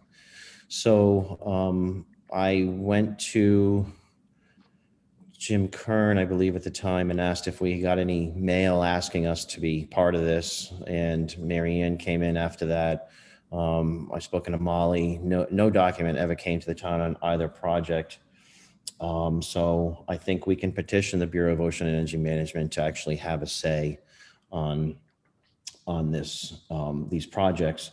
I will note that both of these projects, South Fork is much smaller than the Revolution Wind, and Revolution Wind, I believe, contains maybe almost, and I don't know the details on it, but over 100 turbines within 15 miles of the island, which will be seen. So I just thought it was prudent for us to not be left out of the comment period. And I would ask that the council just direct Mary Ann Crawford to reach out to the Bureau of Ocean Energy Management and request consulting status on both of these projects. What I do know is that South Fork has entered into its comment period as of January 6th, and that comment period runs 45 days. So that if the town does want to have any comment on that, they will have 45 days from January 6th to do so. So I think there's a timing issue with that one. And South Fork, I think, is pretty far off of any comments right now. So I'll make a motion to, authorize the town manager to reach out to the Bureau of Ocean Energy Management and request consulting party status on South Fork and the Revolution Wind Farm projects. I'll second. Thank you, Keith. Thank you, Keith. And I was going to continue the discussion. And this will just say that. Go ahead. I'm just so thrilled that you're following up on this, Andre. Thank you for keeping it front of mind. I really appreciate it because we do have to have a say. So thank you. Well, I think, consulting party basically gives you, I believe, a ticket to have a say. And with over, South Fork is on the southern edge of the Revolution project, the southeast edge of it. And that I think, I don't know the number, but there's over 100 turbines out there. And at night with the lights on those things, it will look like a city out there. I don't know if that's a concern to the town, but I just think it would be nice to actually have the, the information and be able to say anything about it, because there are other projects out there like Cape Wind, Vineyard Wind, that had a say, and they got them to be able to put lights on those that would only go on when aircraft are in the area. So it's just about having a say. It's just about requesting, and I don't want to get into why we weren't consulted or anything like that, but I mean, it's just we should have every right to be in on this discussion. I think it's a great move and ready to support. All right, so Chris Willie, I see your hand up. Andres, you said, which wind farm is this? You said the South Fork wind farm? It's both South Fork and Revolution Wind. Now the Revolution is the one that's off of it's 14 miles from Newport, right? Both of these projects are, I don't know about going north, but I do know that we are within 15 miles. Okay. Yes, that's, yeah, okay. I just wanted, I was at a seminar a couple months ago, and I was shocked to see that there's a wind farm planned basically due east of us and due south of Newport. And all the Chris, focus is, I went. all the focus has been on the wind farm that's going out on Cox's Ledge. And this one's this one's closer, and this one's going to be more visible. I can't remember the names of them all, so I wanted to make sure that that was the one that was on your radar. Yes. Hey, Chris, I dialed into that. I went to that seminar, that online seminar, and I had the same response you did. It's the idea that this is the South Fork of Long Island is sort of like, we can see Portugal from Crescent Beach. I mean, this is not a Long Island wind farm. This is a Block Island Martha's Vineyard wind farm, and much more Block Island. Right, and there's not only turbines going up, and again, it's the town may want to comment. I just want to. I think it's just prudent to reserve the spot for comment. There will be Yes. there will be transfer, Absolutely. and there will be transfer stations. I believe they're called transfer stations, set up out there that literally look like oil rigs. So that's the story on that. And like I said, I would have provided documents, but there are none. All those in favor, Keith, Yes. Sven, Aye. Martha, Aye. and I approve. Aye. Motion carries 4-0, and motion carries. Item number 13, receive and act on resignations and annual appointments to Town of New Shore officials and members of boards, committees, and commissions. Town representative of Block Island Early Learning Center Board, Commission on Motor Vehicles for Hire, must not. I have to recuse. Okay.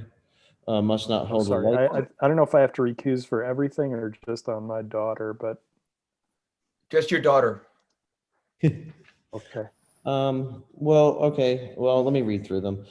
Dear Task Force, 3 of them is EMA Task Force, Fire Chief and Rescue Captain, Juvenile Review Board, North Light Commission, Planning Board, Zoning Board of Review, Sewer Commission, Water Commission, CRMC Rep, Washington County Regional Planning Council.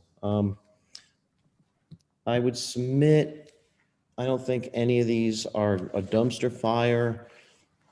I would submit, and I'll go with what you guys want to do. I'm just wondering if we want to wait for Mark for appointments, because some of these are important. I'll leave that up to you guys to decide if you want to make these appointments tonight. I'm not actually sure. I have the. Do we have any? I'm not sure if I actually have the full list of who wants to be on these boards. So personally, I haven't really reviewed any of the candidates. I do know we could probably do EMA Task Force, Fire Chief and Rescue Captain, because that would be Bain Transu and Tracy Fredericks, because those are set. But I'm kind of feeling like, I'd like to include Mark. I'm comfortable waiting. Molly, is there any dumpster fires here? Where we need to put, sorry, it's the lack of a better term, where we need to put where we need to put these on now. No dumpster fires, no. All right, and I will reiterate, dear Task Force, I really would like to have a meeting to decide what type of people we put on that. Right now we have 2 hunters. Another hunter wants to be on there. I'm not sure if a balance that would be in the best interest of the Deer Task Force and the Deer program in itself. But I do want to reiterate that. I mean, maybe even a special meeting. I don't know, whenever that can be scheduled, but I do think we need to deal with that, and we need to spend a lot of time and not just put bodies on that. So do you want to wait on the, except for EMA? You guys fine with waiting for Mark? Fine with me. I'm fine to wait. Martha, you good? I don't have any paper, so I'm fine. Well, then I could have used that as an excuse, if not Mark, but Mark's the excuse tonight. All right, so I'll make a motion that we appoint Bain Transu to the EMA task force as the fire chief. Second? All those in favor? Keith? Keith? Yes. Sven is an aye. Martha? Yes. Aye. Okay, and I'll make a motion, we appoint Tracy Fredericks as the rescue captain to the EMA task force.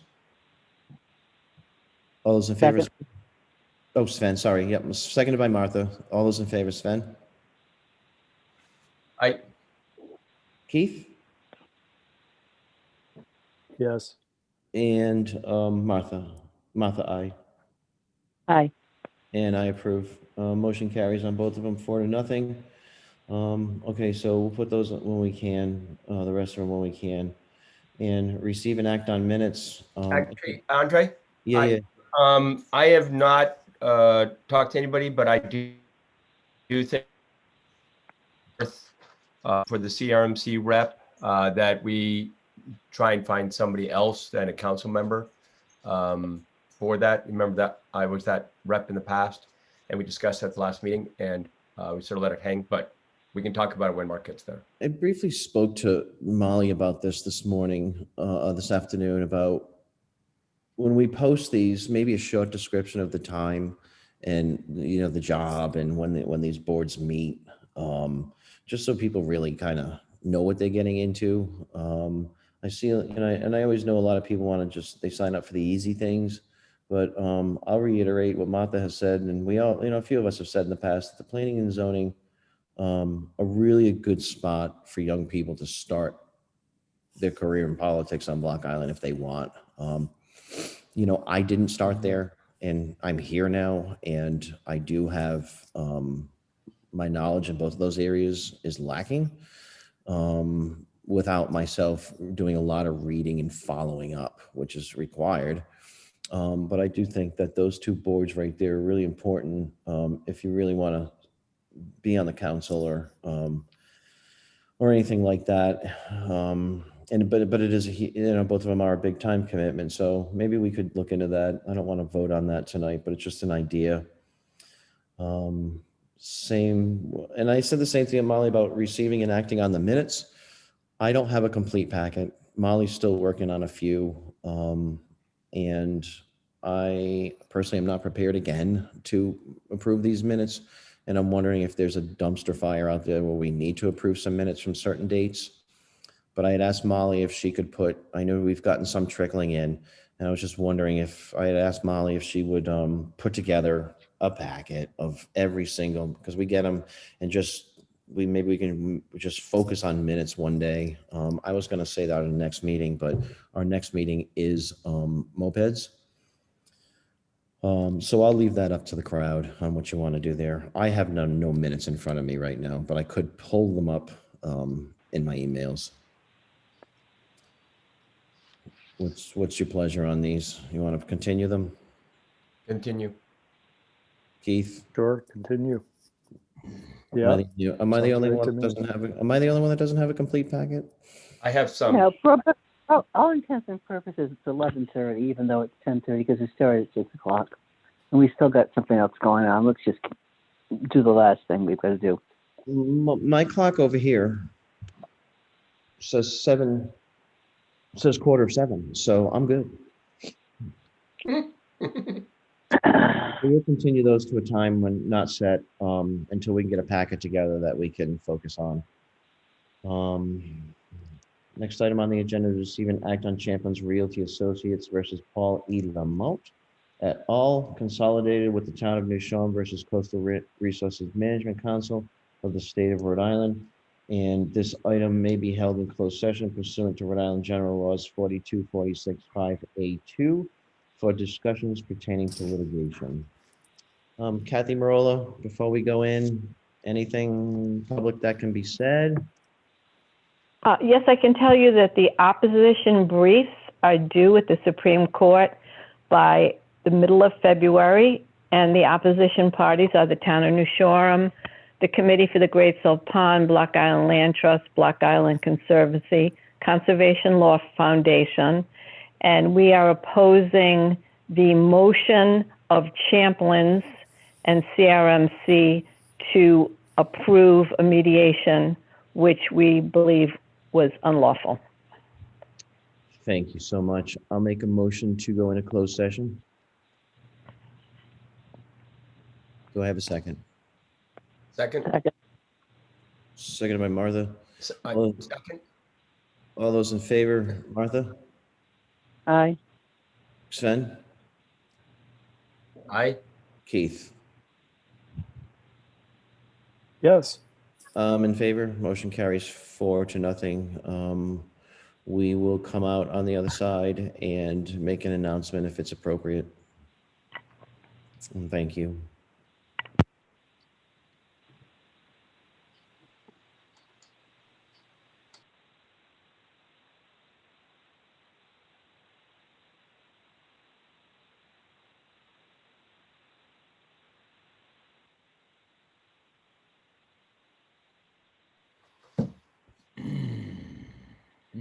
Am I still connected?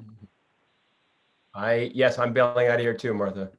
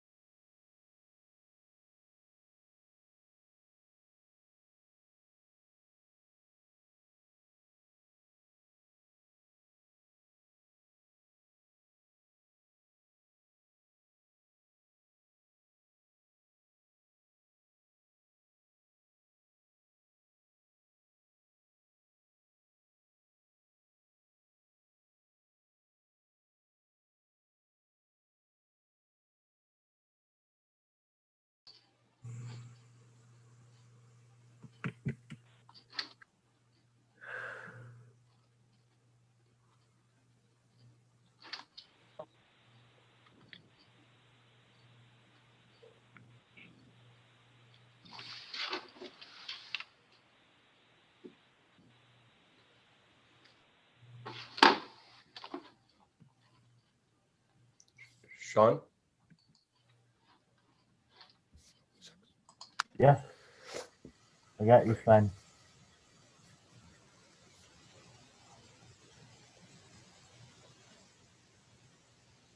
We're all here. Hey, Martha. Hi. Martha's here. Oh, good for I you. know that she beat me for sure. Did you have that going the whole time? No, I did. I didn't. I did for the first, I don't know, hour, and then I decided I was being silly. I was probably using up. You know, I have a limit on how long I can be in a meeting. It's starting at 6. You know, and my brain doesn't. Martha, we're And 10 is like 11. Martha, we're live. I know. Okay. I know. And I'm just saying that I think that we got to look at that meeting limit when we have the close off date. And it's sort of predicated on starting at 7. If you start at 6, you got to adjust it. Okay. So we're continuing we're back from closed session. I'll make a motion to seal the minutes of the closed session. Second? Seconded by Sven. All those in favor, Martha? Aye. Keith? Yep. Sven? We did it okay, already. Yes. And Martha, Keith, Sven. Okay, I'm in my mind, I'm like, there's 5 of us, so I got to call 5. And Mark's not here. Mark says yes. No, don't say that. I'm sorry. Motion carries 4-0 and with Councilor Emmanuel absent. I will report that no motions were taken during closed session. And I'll motion to adjourn. Second? No votes were made. Yeah, no votes were taken in closed session, and we have no further comment on the discussion. Motion to adjourn. Second? Seconded by Sven. Martha? Aye. Keith? Aye. Sven? Aye. I know. Is anyone going to say no? Approved. Motion carries 4-0. We'll see you. Have a good night. Good night, everybody. Good night.